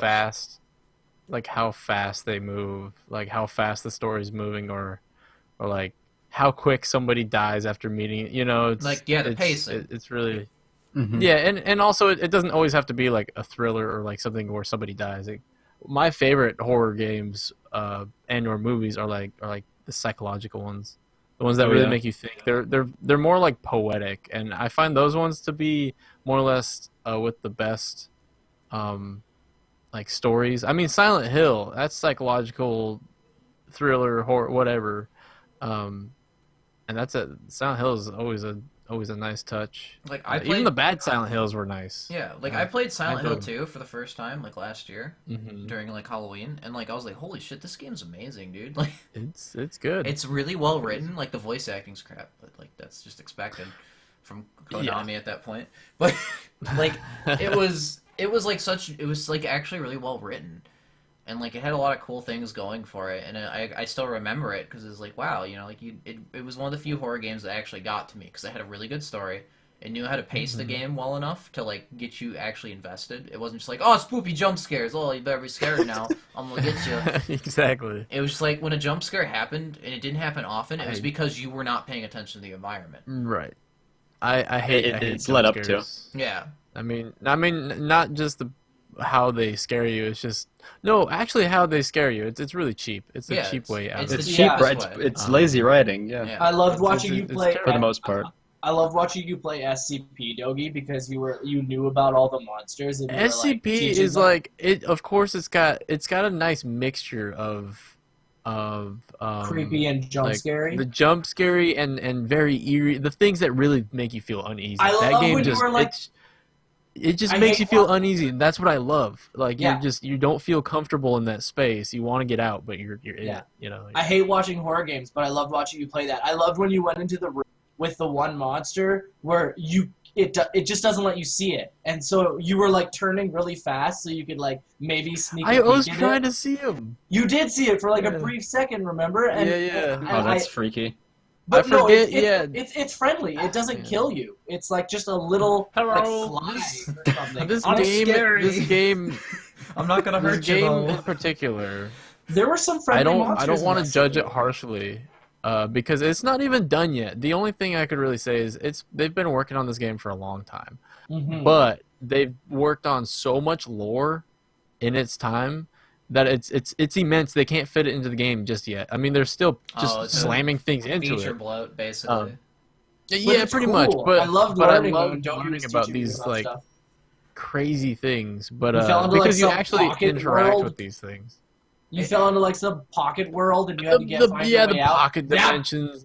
That was terrifying. I think like horror games are really susceptible to stuff like that, where they fall into like the bloat of the story because they keep trying to like Mhm. make it either bigger and like explain it and build up. Like I think As the best far as horror the stories story are goes- simple. I liked it. Yeah, as far as the story goes, it's not. It's nothing It's just too get out alive, extravagant. Yeah, you just have to. Everything's randomly generated. You have to get out. But as far as writing goes, I mean, it really everything is. It's there's like thousands of these things, and none of them are alike, which is crazy. Super but, cool. yeah, that game, any game that SCP is a nice example as far as like when you want to at least just be scary as a horror game. you can have your little jump scare or whatever, but as long as you equal it out with just being uneasy, being build like up to when that something's jump scare. happening, not just build up to it, but like you can see something that might even kill you, and you're like, no, no, no, no, no, no, and you get that same amount of fear in a longer period of time, and it's like a slow death rather than a quick scare. You know what I'm saying? Like it hurts you more, which I like. The entire game is psychological. So exactly. So basically, the conclusion we're coming to is that Five Nights at Freddy's is the best horror game ever created. The end. Yep. No, my conclusion is you die on that really too. You're getting shot in the head on that one. You don't feel shit. You just it just happens. Right? Yeah. That's why that game's only scary for honest, like the first couple of times you play it, and then after that you're just like, well, now shit, I'm dead. I like the That's setting. why people speedrun it. Yeah. I like the setting too. Like, don't get me wrong. I love the theme, but Jesus, does it not have the right? It doesn't have my gameplay. It doesn't. It's not atmospheric horror. It's jump scare horror. That's all it is. Exactly. Like, that's the entire thing. I think Soma did it really well. It just, I think it has a lot of good atmosphere though. It just doesn't, deliver the scare very well. It's simple and it's just like, oh, I got you, like exactly. But I actually like when the games came out. I loved the story. I was like, who is this guy? Like, what does he represent? And like, what happened to these kids? And I actually liked it. I thought it was cool. Like, Five Nights at Freddy's 1 is almost like a puzzle game, in my opinion. Like because you have to do certain things. You have to do certain things. I played a little bit of it. You have to do certain things in that one room to make sure the monster doesn't kill you. Yeah. Again, that's another thing that the same rhythm the entire time. It was kind of interesting. I questioned a lot of it, but because I'm like, why would you be sitting in a room? Why would closing doors actually be more heftier on a battery than actually? We can't go too logic there, Dogie. If you go logic, then all games are stupid. It was just kind of weird. Yeah, it was a gameplay mechanic. It didn't make sense. You're like, but it was a gameplay gameplay mechanic. Once the doors all games are closed, stupid, but Five Nights comes first. Once the doors close, why do I have to run a battery? So we've about covered pretty much everything I think we wanted to cover with our topic tonight. So chat, if you have any questions or anything you want to throw at us, whether it be related to whether like compelling writing or what we think of a game that you think has compelling writing or whatever, please say them. Or else it's going to be really awkward. Do you have any questions written down today, Sunday? I actually do like Snip's point, though, to the Amnesia as a nice horror. Oh, yeah.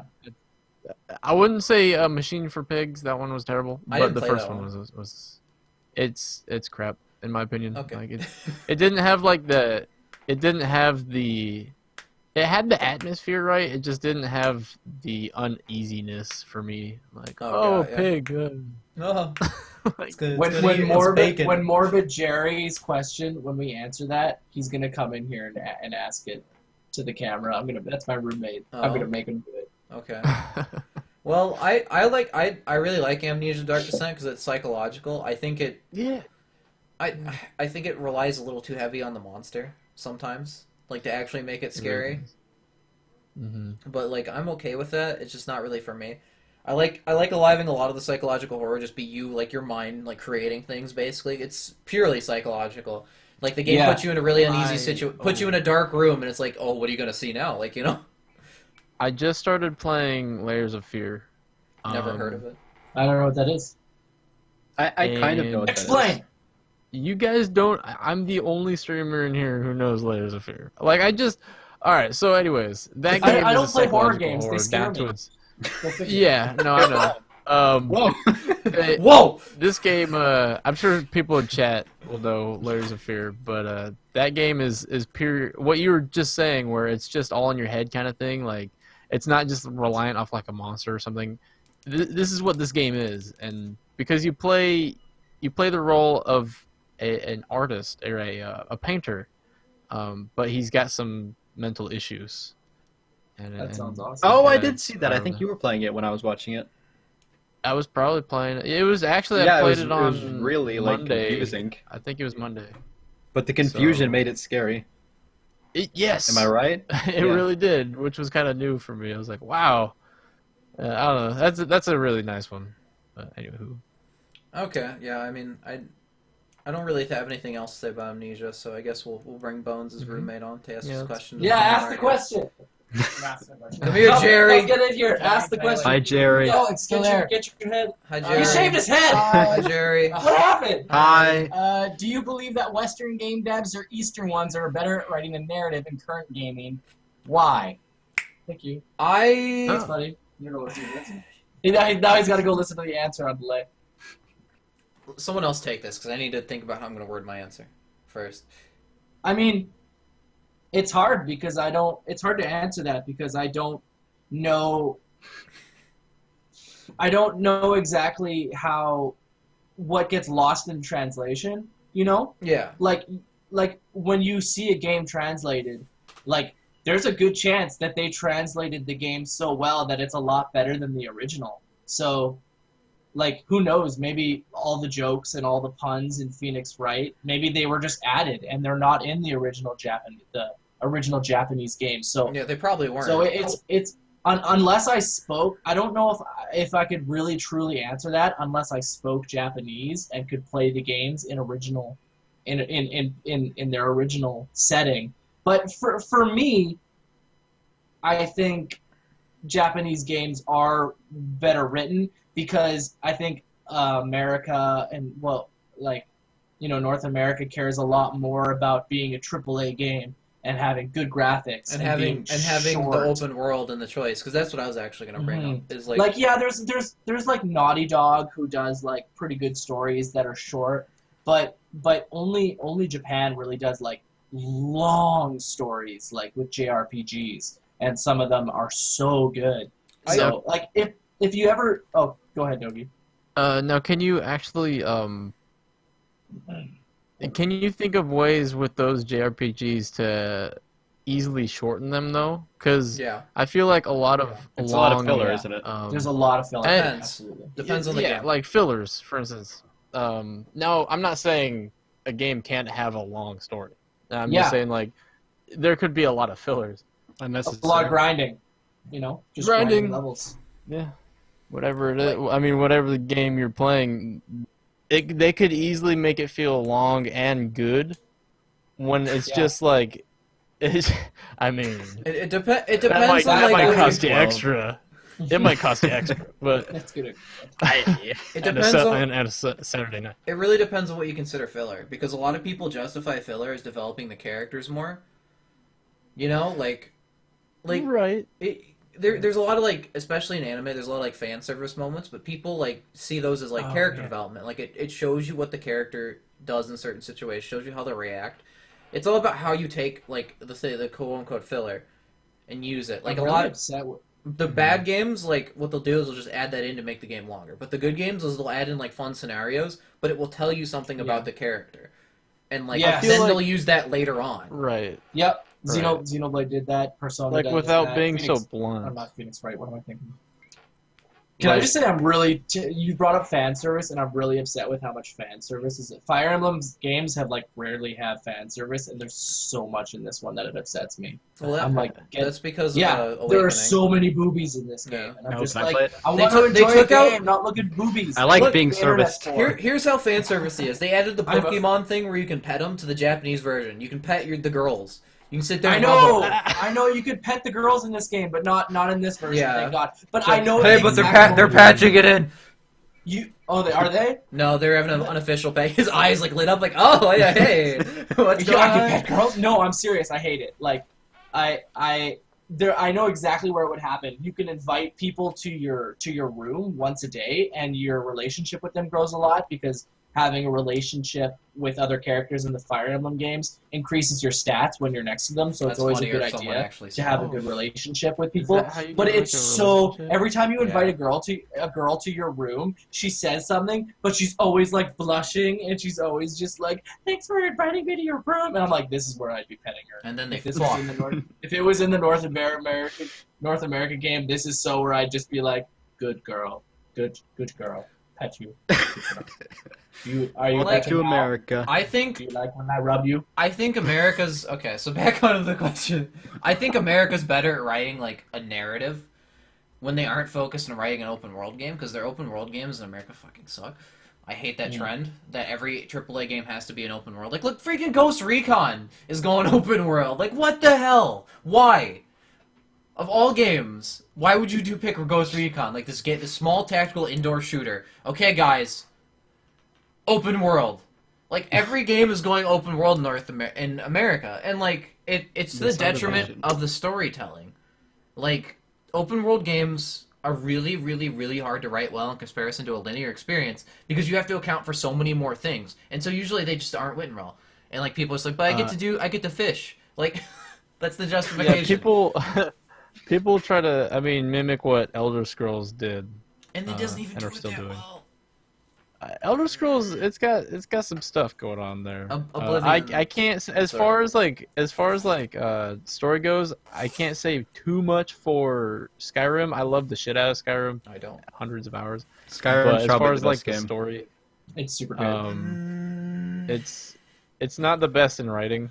Not even remotely. I love. See, Hold this on. is where I'm gonna post something in chat, and I'll tell you guys Dragons about are cool, Jarp. Cooler than you. like how the Thieves Guild. okay. There's the Thieves Guild. The Do you main understand story how is badly just that's barely written? there. Dogi's just trying to say that the main story is like kind of there, but it's so short you can blow through it really fast. Right? Let me ask No, you it's this: not.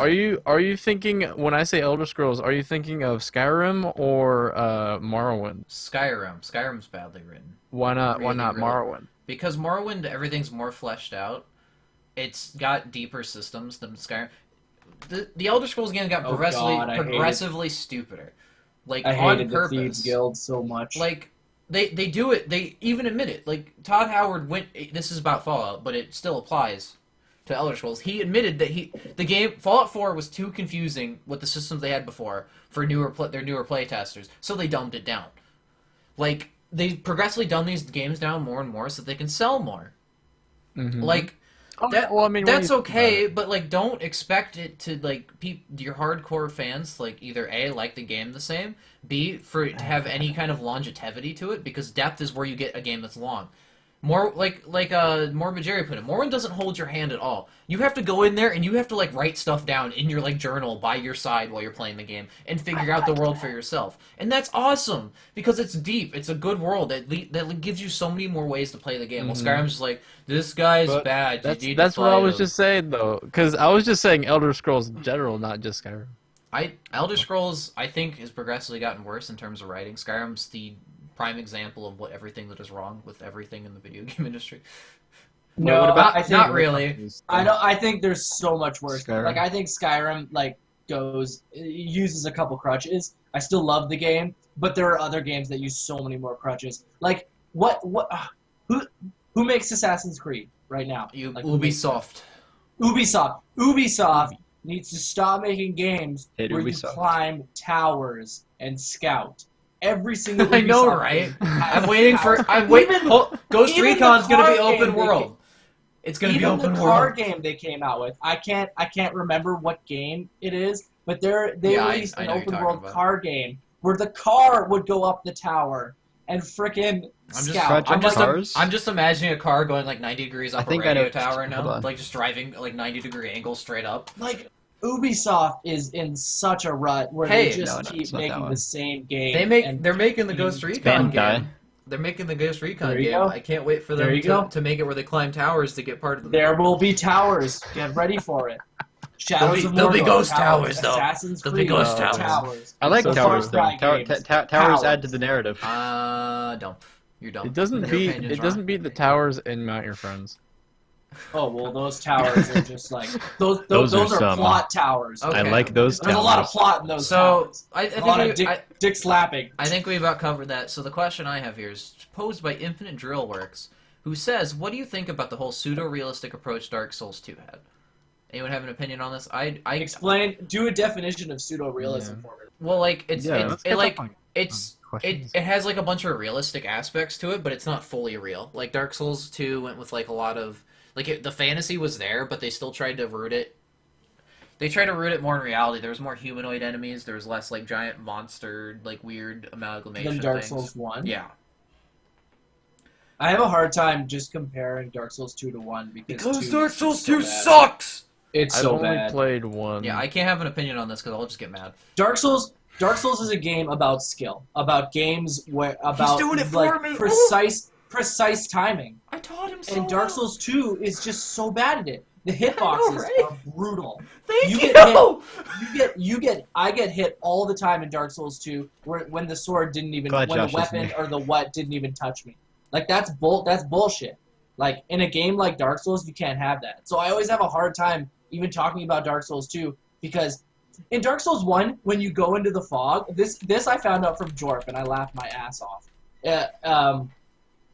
He was going into the fog in Dark Souls 2 and someone backstabbed him and he died. And I laughed so hard because I guess that's a bit more realistic. Like going through some fog shouldn't make you invincible, but you're not in control of the character when you do that. So if they're going to put an animation into their game where you have no control over your character during this animation, you should be invincible for it, in my opinion, because you can't make like a character. It's like getting killed in a cutscene because you have no control over the cutscene. Like that's kind of stupid. I'm okay. Since Bones decided to rant for me, I'm gonna rant about it. Dark Souls 1 is a challenging game. It is a game you can master and you can have fun with. Dark Souls 2 is a hard game.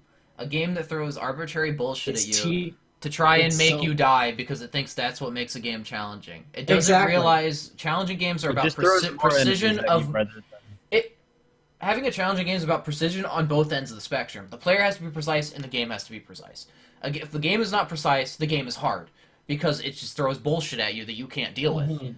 If the player isn't precise, but the game is, then it's challenging because the player can get better. The game can't get better.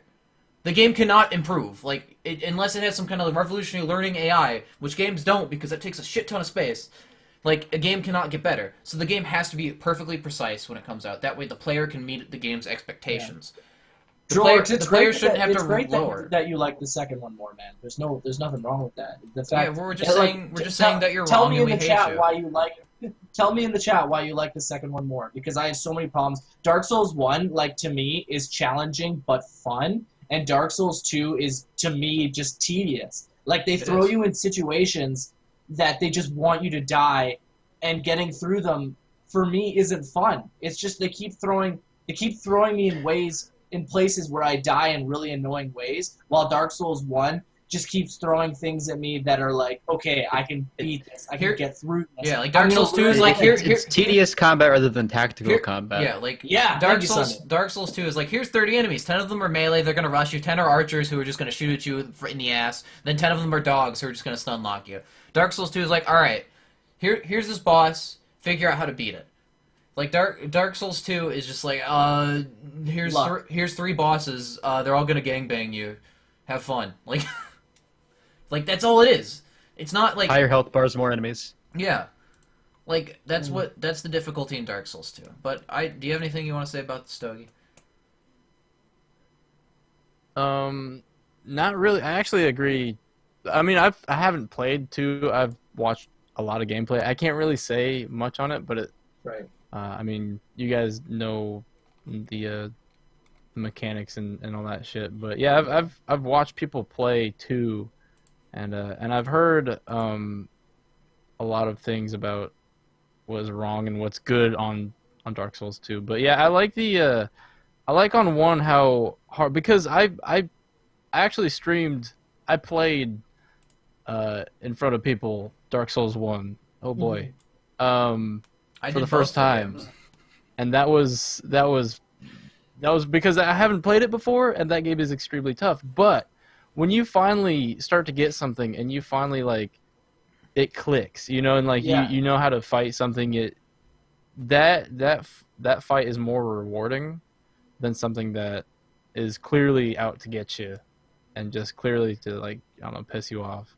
Again, I haven't played 2, but yeah, 1 I definitely have a lot of respect for, as far as that goes. Because it's one of the it was one of the greatest, if not the greatest. I stopped playing it for a while, but yeah, I kind of want to go back to it. I was watching you play Dark Souls, and you totally stopped playing it. Me too. Okay, I think we got that about covered. So the next question I got here is by Studio Films _. Actually, I think there was one by Snips beforehand. There might have been. I might have missed it.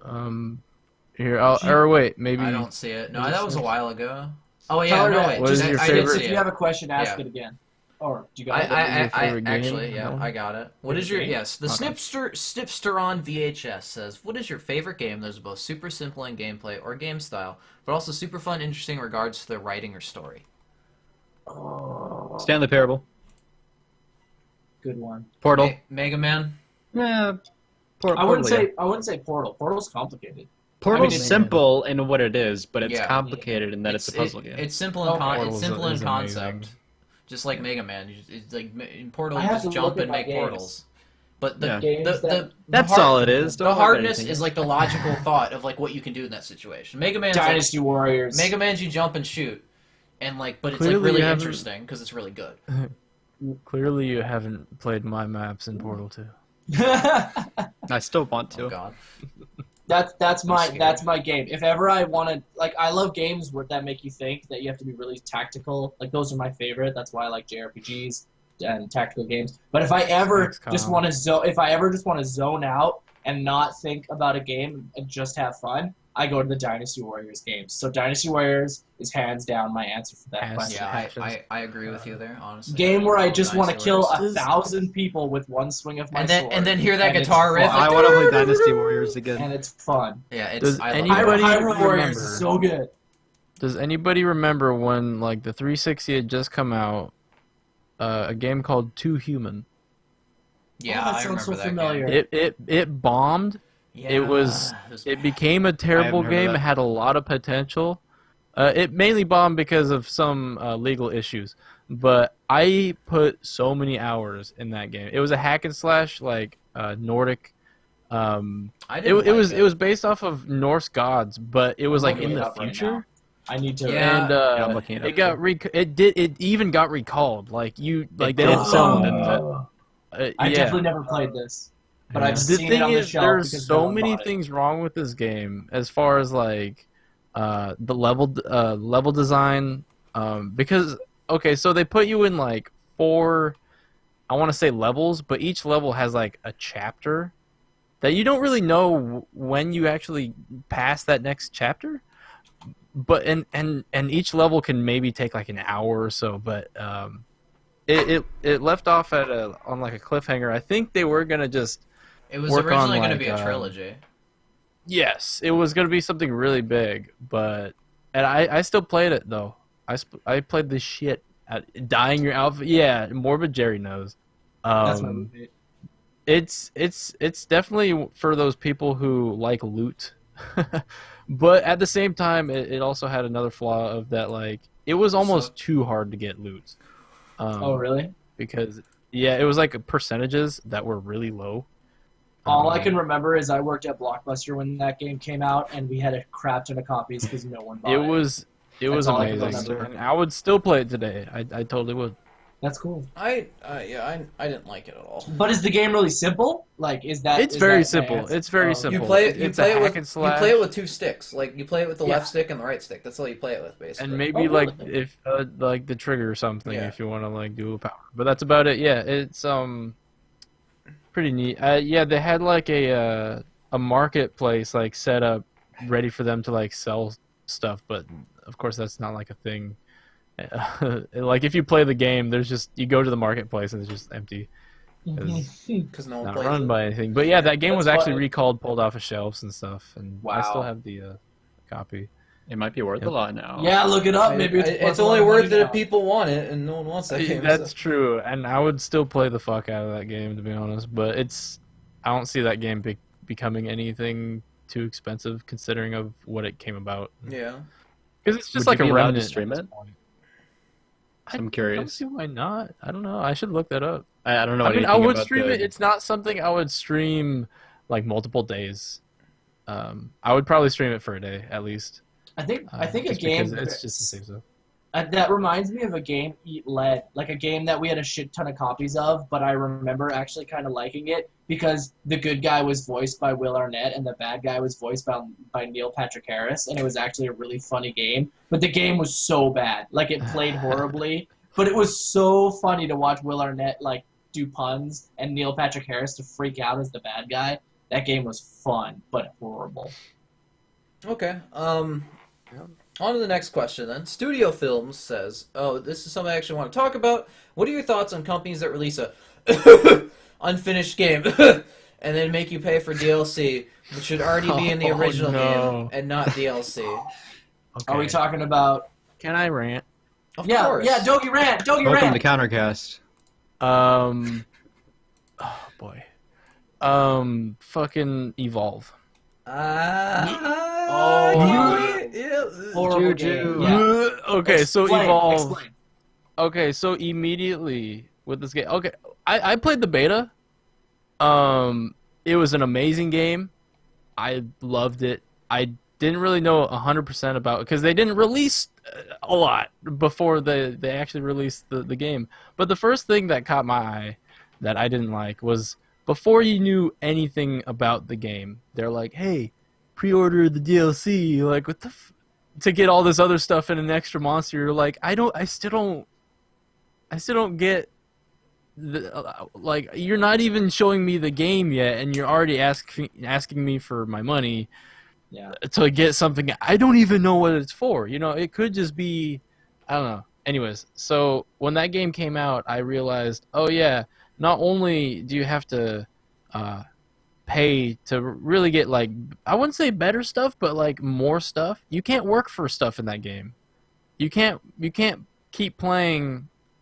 Oh man, like, so not pay to play, but like pay to win. There's pay to win games. Then there's Evolve, because Evolve actually takes out the whole thing of like even pretending to like be free, like, you know, you can unlock stuff. It doesn't even pretend. Yeah, with pay to wins, usually you could still work for it in game, regardless of how tedious it can be. This game you can't.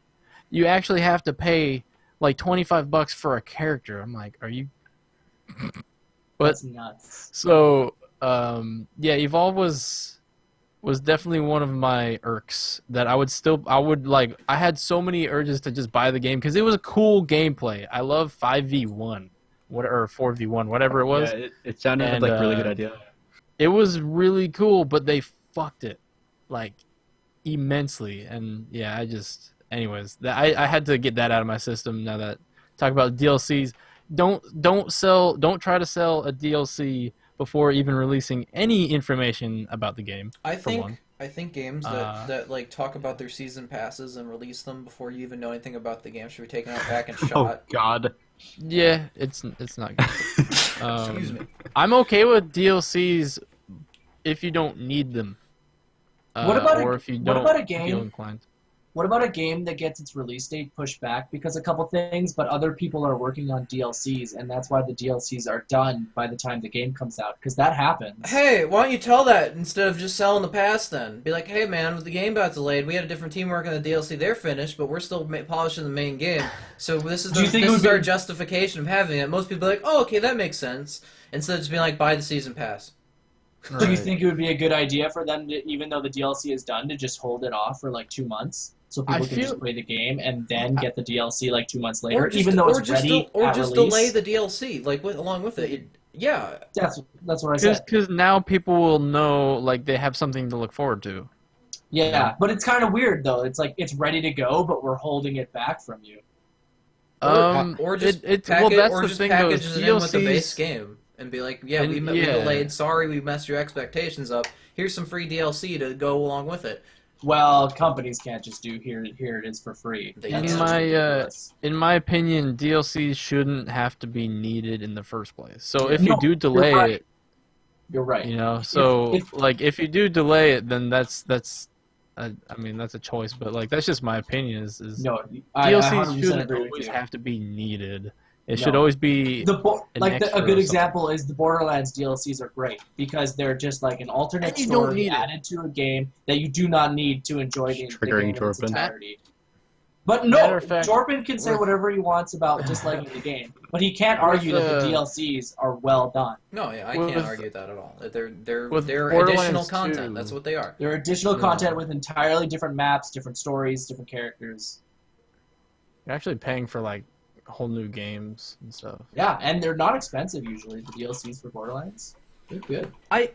If you go the Battlefront route and you announce a season pass that costs the exact same amount as the game, and then you expect people to buy it, your game should be dead on arrival. It like you're going to show that you don't care. Like you want this for the money. That's the only thing you want. It does two things. It does two things. It shows bad will towards the customers. Customers are like, why the hell do I gotta pay $120 to actually get the full experience of this game? And two, it shows that the game's probably not going to be finished on launch. Like if you were pushing DLC that hard, your game's probably not done. It's missing something that makes it good. It's missing something that makes it lengthy because you're trying to sell additional content for a game that isn't even out yet. No, I picked up on that. I mean, it was the same thing with like Evolve. So like when Battlefront was coming out, I was like I was hearing all this stuff about like the additional content. I'm like, really? It was like deja vu. No. The only game that I thought was absolutely ridiculous was Elite Dangerous. I've talked about this on the podcast before, but the game costed $80 and it was early access, and they're like, okay, this is what we have, and we're going to give you more stuff. When the game finally came out, they didn't give you the stuff. All the other stuff is another $80. True. Another $80. I couldn't freaking believe it. It is insane. I have the worst Elite thing I've ever Dangerous. seen. I think if you're wanting Elite Dangerous, they've actually put a lot more into the game now. I don't know how much it is right now, but probably like 300 or something, you know. Yeah, no, it's actually it shouldn't be that much, but I have fun with it, but it's I know what you mean with like, hey, extra things, buy the other extra things. It just blows my mind to where like I could, for instance, Battlefront. That's a good explanation about how you used to sell your game properly to nowadays where you don't sell your game properly. Yeah. Because I've played Battlefront 1 and 2. And they're great, aren't they? Back in the day. They're amazing. Number 2 actually had DLC that but they're made by you totally did not different companies. So. No, they weren't. Right, but DICE made the new one. But Pandemic made the older one. EA bought Pandemic, dissolved it, and then moved the people around into EA. So no matter what, you're screwed. Yeah. So what about studios that don't have? Come back, Rare, and make me Banjo-Kazooie and all the amazing games. They already are. Ukulele, shut up. You're done. What about studios that don't have a bad business model? It's not going to be the same staff, and it's the game's still. It doesn't matter. Sunday, what are you saying? What about studios that don't have a bad business model, but don't necessarily come through on their pre-release promises and the actual release of the game? Elaborate. What do you mean? H1Z1, for instance. So a game that has like early access, and then like they completely subvert access. And it's a fine business model. Or they don't implement mechanics in the game that they said they would. I think and you paid for the game. I think in specific regard to H1Z1, I think that's cash grab. Like they're just doing that for money. Like it's pretty obvious. If you take a game that was like you buy $20 early access, you get both halves of the game now for $20, and then you midway through, not even into beta, midway through alpha, you're like, okay, we're splitting it. We're splitting it into two halves. No shared inventory. Everything you got to get in each side is separate to the side. So you got to pay $40 for the same $20 experience you got before, which was originally going to be free to play, which is now not, and it hasn't been had a serious update in like a year. Like, okay, like I already told you guys. What? Oh, sorry. I told you guys my theory on it. Just Survive's dead in 6 months. They're gonna pull the plug.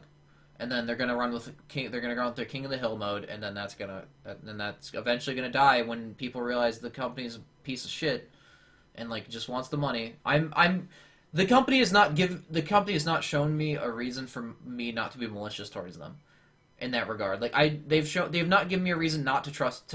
They've not given me a reason to trust anything they say, because they made so many promises. Like, oh, we're gonna have a survival update before the end of the year. Never happened.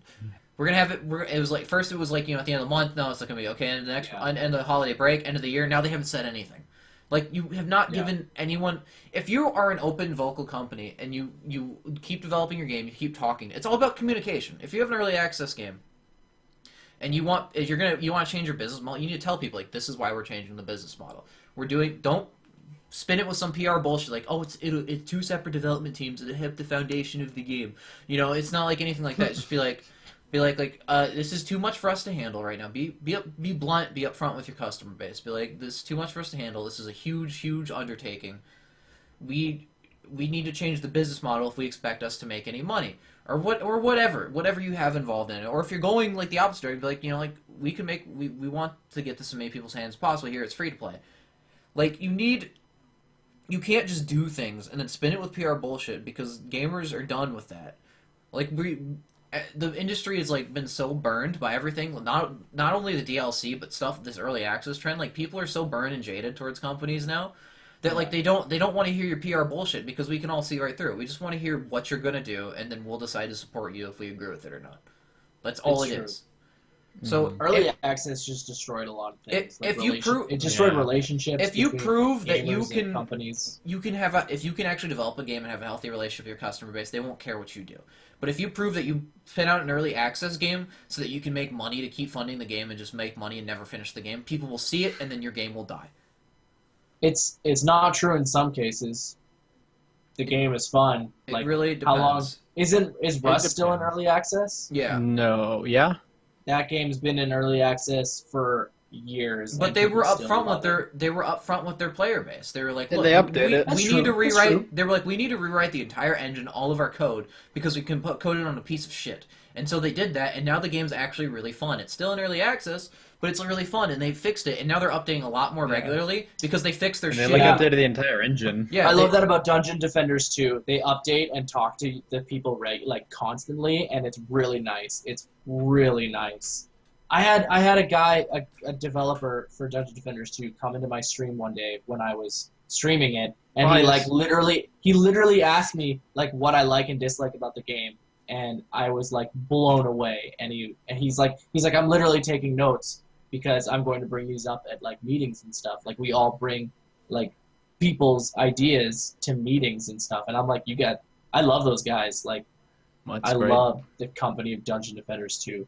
Like, yeah, when they're like active and they're trying to make a better game, they'll do that. But then there's the companies where like these people obviously want to make a game, but the companies don't let them try to actually do it. They don't give them enough resources or what have you. You know, it's like it's sad, because H1, it's especially in the regards to H1Z, it could have been a great game, but it's not. It's not going so to be. many letdowns nowadays. Yeah. Like many. DayZ's doing the same thing that Rust did, where they have to rewrite their entire like engine and stuff. So that's why you haven't heard anything from them. But it's been so long on their end that like everyone's scared that it's like, oh god, are they actually like still It'll updating? Be too late. Yeah, the Cube World guy, after 2 years of nothing, is starting to update his game again. Like, he didn't say anything. Like, he just stopped tweeting, and then he came back saying, "Merry Christmas, guys." Yeah, hey, I'm making this update. Like I mean, Cube World's great, and I'm glad he's updating it, and so I can't really hold anything against him. I do want to hold something against him, but I'm a sucker for that game. So yeah, me too. But he deserves to be smacked in the face for not saying anything for 2 fucking years. But in his defense, I don't think he really expected the success that came from his game. Yeah, he's a complete independent developer. He's just one guy, isn't he? He's not a studio. He was terrified by how much money he was pulling in, and he was saying that like people were threatening him because he was making so much money and like all this stuff, and that's why he'd like stopped selling it apparently, because he didn't want any more money to like flow in. So who knows? Maybe his life was more complicated than we thought. So that's what I heard. We have the consensus that this is we hate video games. This industry's bullshit, and we all quit. So basically, that we all just got together. Just gonna move on to. I just hate starring in one. That's porn. true. No, you know that like a legendary day just happened where a console game unfinished was released. Like Capcom with Street Fighter V, They just broke into new territory. And they were like they were like up people front. hate you. They were up front. They're like, yeah, our game's not done. Like, here you go. But it's like, bullshit. It is bullshit. I don't care. They just competitive gamers or something. They said yeah, they're like, okay, we're releasing it early so that the diehard tournament people can practice this game before the tournament. But that's bullshit. I don't believe them for a second. I'm just like, I just think they found an excuse to release the game early and they latched onto it. I think it's like half true and half a lie. Because the Evo is coming up, so it makes sense that they would do that. But they also need the money too. Like they were like looking we need a reason. They needed an excuse, and that's a good excuse. And like all the competitive players are happy, but like anyone who bought that game, like they just burned their casual audience so hard because they sold them an unfinished game. They're like, what the hell? I just paid $60, and this game has like has like 3 fights per story mode, and like just slides. This is stupid. It's so bad. Capcom is like historically just fucked everything up though, so I don't even feel like talking about it right now because like great series, but you can't execute. No, that's Capcom's problem. Is like they have all these great franchises and they just like do the stupidest shit. Like every time, like, oh, Mega Man, we got Mega Man. Just stop making them. Like, I honestly think they won't make a new Mega Man game because they know they just can't. They'll just screw it up so bad. I just see most of these companies as like drunk frat boys. Like they started off so good and then they just like Square Enix. Like I got this idea. Capcom. Like all of those. Let's do a cake stand while we make this game. If Square Enix didn't have Final Fantasy XIV, they probably wouldn't be a company anymore. Like I almost think. No, I agree with that. Well, I think we got every question out of the way, so we kind of want to go into the news the last 15 minutes here of our podcast. We'll still take a couple questions because this news will probably honestly go by pretty fast. Because it's not much, just a couple opinions and stuff. So if you have any questions still, feel free to ask, and if we have time, we'll get to them. I wanted to talk about this new game that came out today that I actually beat today, which should be a bad warning sign for you, called Super Hot. Super hot. Yeah. Super hot. Super hot. It's this really cool game where like it's got a really innovative Game of the Year mechanic, where I'm sorry, I'm hypnotized. It's got basically what happens is time only moves when you move. So like nothing happens in the game until you move. So if you move, the minute you move or like take an action, everything starts moving again. So like it's all about completing the mission and making like the coolest basically fight scene ever. Because at the end of a game, it does the replay and it shows you all in full like in like 100% speed. And so like you'll like flipping around like shooting guns and like throwing guns at people, picking them up out of the air, shooting people, and it's like an action movie. It's really really cool. Game's 2 hours long. For $25. The best thing about it is the puns and the one-liners. Yeah, honestly. Like I agree with you. It was really like all the puns and one-liners are really cool, and like the game fundamentally is like amazing. But like it had a good story from what I saw. Yeah, and I mean, but like the main story is like 2 hours long, but you unlock an endless mode, and there's like apparently level editor. Dogi said it's kind of limited though, but like there'll still be like scenarios where you can like explore and do stuff. I would wait until see like what the user, with like basically what people create and see how much like content they can make and how cool it'll be before I buy it. But I really really enjoyed it. I on full disclosure, I've been waiting for this game for years, so I was probably bound to enjoy it no matter what. I think it's a really cool indie game. You should check it out. Wait on it, see if it's a cool concept. If you really think it's worth the money, do it. That's about all I had to say. The longer you wait for a game. Sorry, I hope it becomes kind of like a Portal 2 scene where even after you're done with the game, there's people constantly belting out these new levels and different ways to make you think. You know, maybe not only so you got this mechanic of everything moves slow until you move, but maybe people will start making these levels where you actually have to think in like 4 dimensions.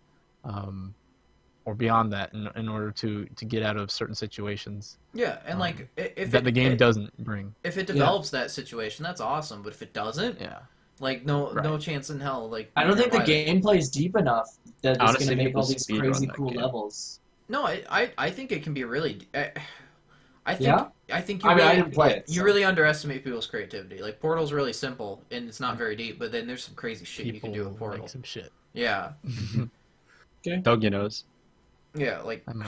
it's great. The other thing I want to talk about is the new trademark for Pokemon. So, Nintendo filed a European trademark. There's a Direct tomorrow, Pokemon Direct, for Sun and Moon. It's specifically called Pokemon Sun and Pokemon Moon. So this is going to be the new game. Okay. Does anyone actually expect anything different to be like in this game? Like, I want to know because like I know people have been really hyped for it all of a sudden. I just like.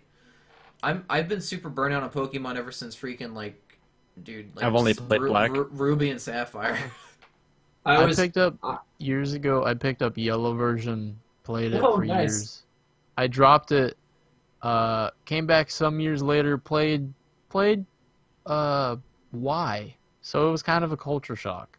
Yeah, A little bit. but like, I So feel like wouldn't know much. I feel like Pokemon's gonna turn into that, where like people like, because there's only so much of like it's like the Madden situation. Like Madden hasn't sold well in years because it's the same shit over and over. Like, like people love Pokemon, but eventually people get tired of doing the same thing over and over. And then there'll be like breakout games that are like really cool and they'll come back. Y was one of those games because it was the transition to 3D, so like that game sold really well. Yeah, I really liked Y. And then Sapphire and Alpha didn't sell that well because it was just like, okay, this is the in-between games, you know, like where there's not really anything super duper cool and awesome that's breakout about it. I feel like Pokemon's really saturated. It's a yearly franchise. It came back. It was crazy because Pokemon Yeah. really wasn't all that. It was really saturated back then, but in like a good way. Then there was like this dry spell, even when they were belting out the games.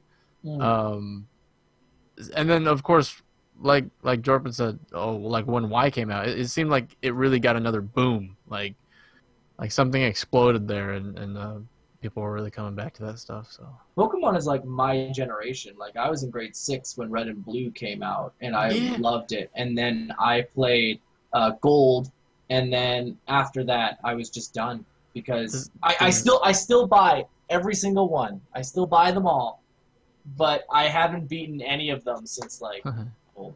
Like I always get to like the 6 out of 8 badge or 10 or however many you have to collect, and I'm done. I just can't do it anymore. Yeah, you just get mainly like, because I realize I'll it's the never same collect stuff. all the Pokemon, and I want to collect them all.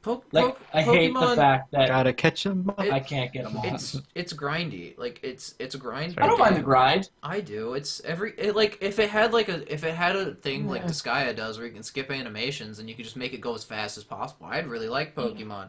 But you have to sit everything in Pokemon. Same problem I have. I'm not even gonna say it because you're gonna make fun of play me. Nuzlocke.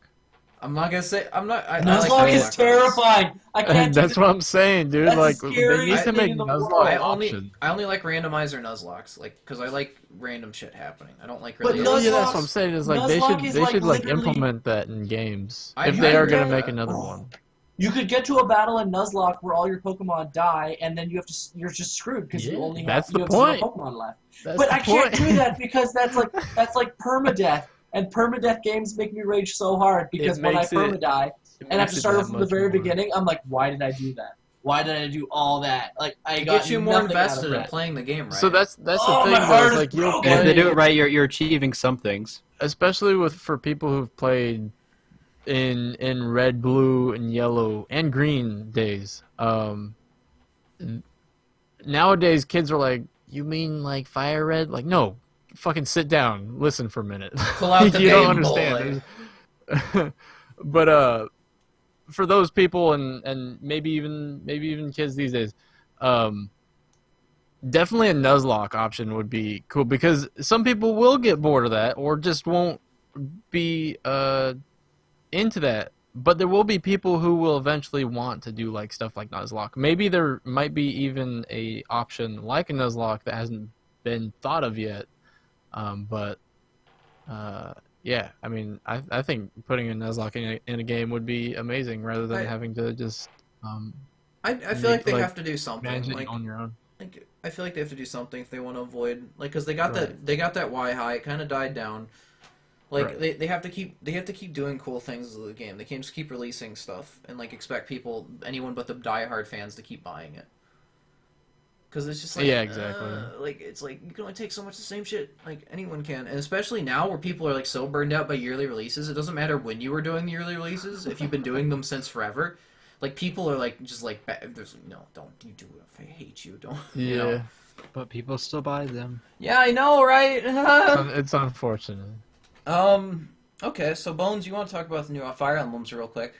Oh yeah, I didn't pre-order early enough to get the special edition. What is it called? Revelations, I think. Revelations. Yeah. That has like this. Bite your women or something. Yeah, this is, but I can't in the North American version. Oh, okay. But anyway, so you got like Birthright, that Which is the came casual out, and scum it's like, game. It's the good guys. It's the follow the path of the light, and this is the one I'm playing right now. At first, I was like, this sucks, but I just realized that it was like a 3-hour long tutorial. It's like brutally long, like super long. And so I'm playing this one through right now, and now it's great. I love so many of the characters, and there's lots of new classes, which for me was the only part that was getting tedious about Fire Emblem, is like your mercenary turns into a sword master, your cavalry turns into a paladin or a great knight. Okay. And there's like all these, but now they have like a villager can turn into a merchant, and that's so cool. Can I and they explain can have something like, real quick? Because yeah. Emperor pulled up question shit. Yeah, they released two. It's actually a plot relevant split. There's two games because in the plot you were apparently abandoned as a child. I think it is, and like one family. No, you're picked you up. kidnapped. Oh, kidnapped. Okay, well I thought you abandoned. But it's basically one family kidnaps you and you're part of them, and so like. And then you realize you weren't. There hits a point in the story where you can choose. And so they split it into two games where Birthright is the one you choose the family you were born with, and then Conquest is you choose the family that you grew up with and you have a bond with. It's basically like the advertisements. Do you choose blood or bond? Like, and then there's a third path where you're just like, you give both of them middle finger, and that's coming later, and you're like, dude, is that really that's what the third chapter is? You just say, no, I'm making my own? Yeah, cool. we're just going to be like, I'm the leader, fuck spoiler. you guys, I'm out. Like, and that's really cool. I can't wait for that. It's going to be DLC, though. But apparently, the reason they did it is because they're, as far as I'm aware, they're like two completely different games. Is like Birthright's like Awakening, basically, is like where it's like more casual. Pokemon. Yeah, yeah. It like Awakening's more like casualized. Like a lot of the older Fire Emblem fans are like really mad because you could grind, you can make the game really easy, you could turn off permadeath. While Conquest is like old school, like no grinding. You have a set progression. You have to be good at the game or else you're gonna fail. Really? I mean, I haven't played Conquest yet, but I don't understand why they would play differently. They play completely differently. Yeah, like I can't wait till. I mean, I think I'm like halfway through. Conquest is like the more hardcore one, and Birthright's like the easier one. Apparently, people have said that Revelations. It's not, well, I chose hard mode, so it's not easy. It like Fire Emblem games. If you have permadeath and you go to hard mode, it's never easy because if one character dies, they're permanently dead, and you have to restart the fight.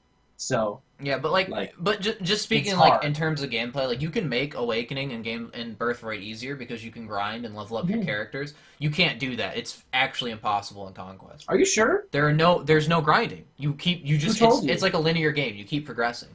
I hate linear. I love the fact that you can grind between fights.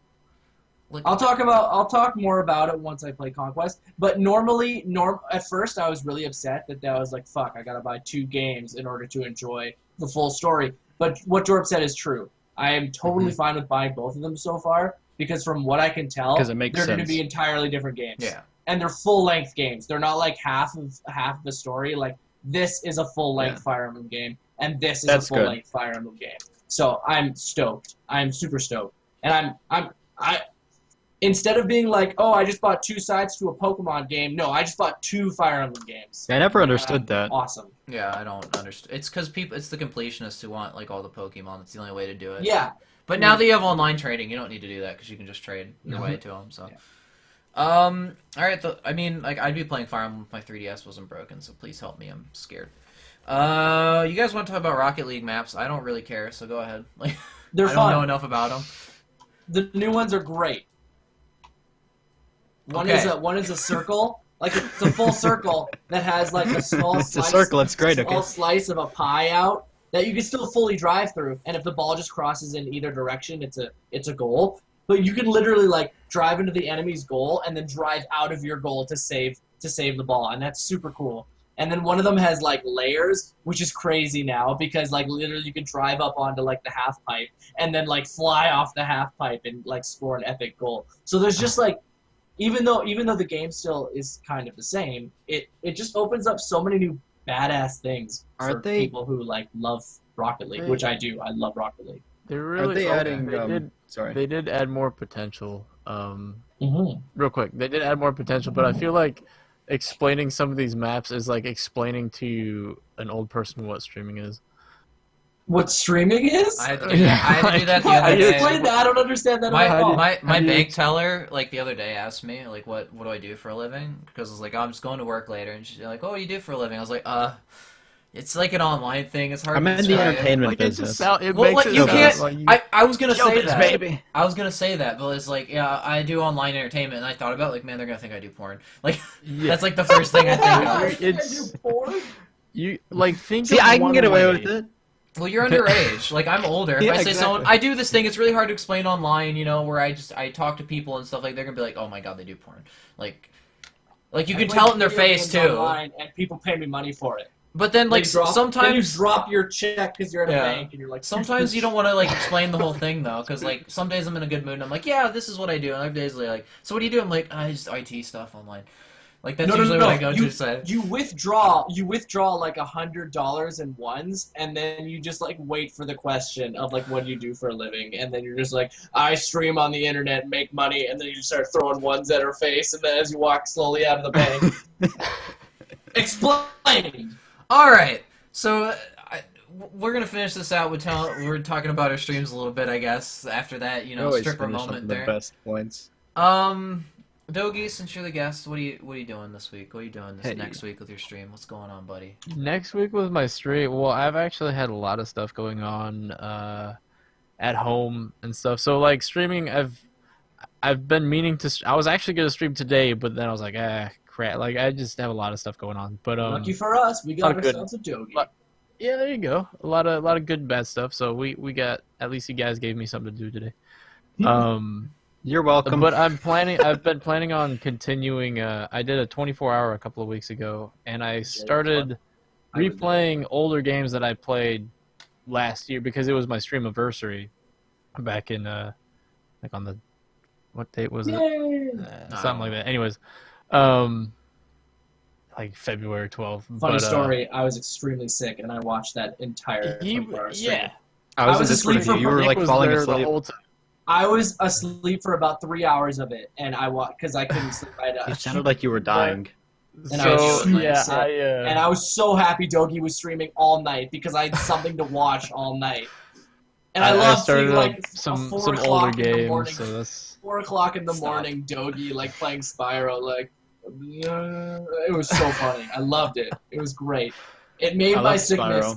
I love watching Spyro streams. It was a great time. I had so much fun. I'm still because I promised I would play the rest of those games again. So I'm gonna be continuing Spyro of what we have left with it, and then I'll be playing some like Half-Life. I want to get back into some more creative stuff, making some more graphics and stuff like that. But, and if that in the meantime, I want to play some more of those. And if that sounds like something you like, Dogi's links in the chat. He's a cool guy. We all love him. Go follow Dogi if you're not following him. Hey, occasionally I do like photography. Nice sellout. All right, Bones. Good job. Wait, what? I missed it. I said follow Dogi. Nice sellout. Nice friend sellout. Jeez, selling me out. It's not supposed to make sense. You just I will sell suck out. your dick if you follow Dogi. So. Joel Skype. All right, we got the memes out of the way. Sunday, what do you do? I mean, are you gonna? Can you stream next week? I should say. I'm sorry.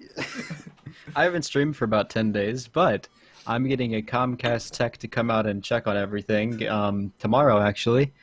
So that's going to be fun. I'm going to conversate with him, tell him about my stream. He's probably going to have to inspect my whole setup. He's going to see the double monitor and the amazing microphone, and he's going to be like, hey, do you stream? I'm going to be like, yeah, I have a podcast and stuff. Right. That's not going to happen. I have a YouTube channel. I have a dream. Please subscribe. He's not going to know what streaming is. He's going to be like a 50-year-old man who just barely understands how the internet even works. No. When I went to go buy this, not buy it, but fix it, because I didn't flip a button on my mixer like I was supposed to.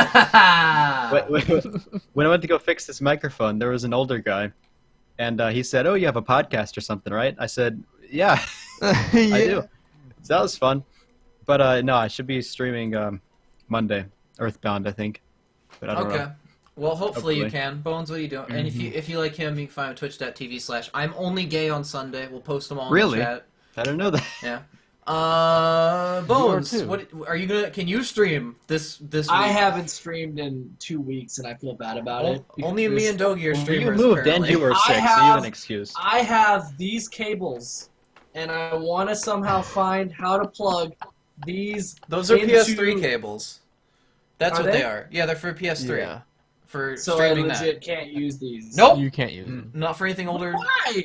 Well, Why can I just use like the 3 that are black? Because like 2 are like lighter blue and 3 are black. Why can't these work? I want to stream Skies of Arcadia on my GameCube. Sucks to be you, kid. Yeah. I've been wanting to stream like older stuff as well, but it requires a different card. Different I'm sorry. device. Yeah. I'm sorry that I haven't streamed in so long because I freaking tried to emulate Skies of Arcadia and it was laggy and it made me sad, and then I just stopped streaming. Well, sorry. If you But like, still, come follow me over to Bones to play if you like being depressed and dealing with Bones' depression involving his stream, And you can being follow sick. him over there. Calm down. As far as what I'm doing, I'm finishing up Nintendo Month on Monday. I've been kind of bad with it this week because I'm super burnt out in Nintendo games. Honestly, been playing Super Mario RPG: Legend of Seven Stars. It's pretty good. I'm getting a capture card on Monday again. Nice. What happens on Monday? Oh, I know what it is. I know what it is. I'm not gonna say. Okay. Oh, I know what it is. So I'm gonna end Nintendo Month with a shit ton of Wii U games. I'm gonna be playing a bunch of games with chat. We'll be playing Mario Maker. We'll be playing Super Smash Brothers, and then I promised one of my viewers, Killer Fox Giz, poor little kid. He's a nice guy. I love him. I'm gonna be finishing it out with Animal Crossing as well. So we're gonna be sitting there fishing all day, just talking shit to villagers. Yay. And it's That's gonna be fun. it's gonna Real be a talk nice- stream. You better Community hit all stream. the- Right there. Just keep hitting the villagers with the net. That's all you gotta do. That's Just all I do. whack, That's genuinely all I did. And everybody moves out and Jorp's alone. Just like and that's about it. I'll be playing Disgaea after that. oh, nice. Probably, I don't know. I'll what. probably keep streaming Disgaea 5. Next Thursday won't be streaming because it'll be Jaden's birthday. So if you better all wish him a happy birthday. He was on the stream yesterday. Not You should have told me that when he was on the stream. He was an adorable little kid. So it'd be great. I'm gonna plug myself one more time. Okay. Tell him to start happy birthday, streaming, 'cause Jaden. I think he'd be better than you.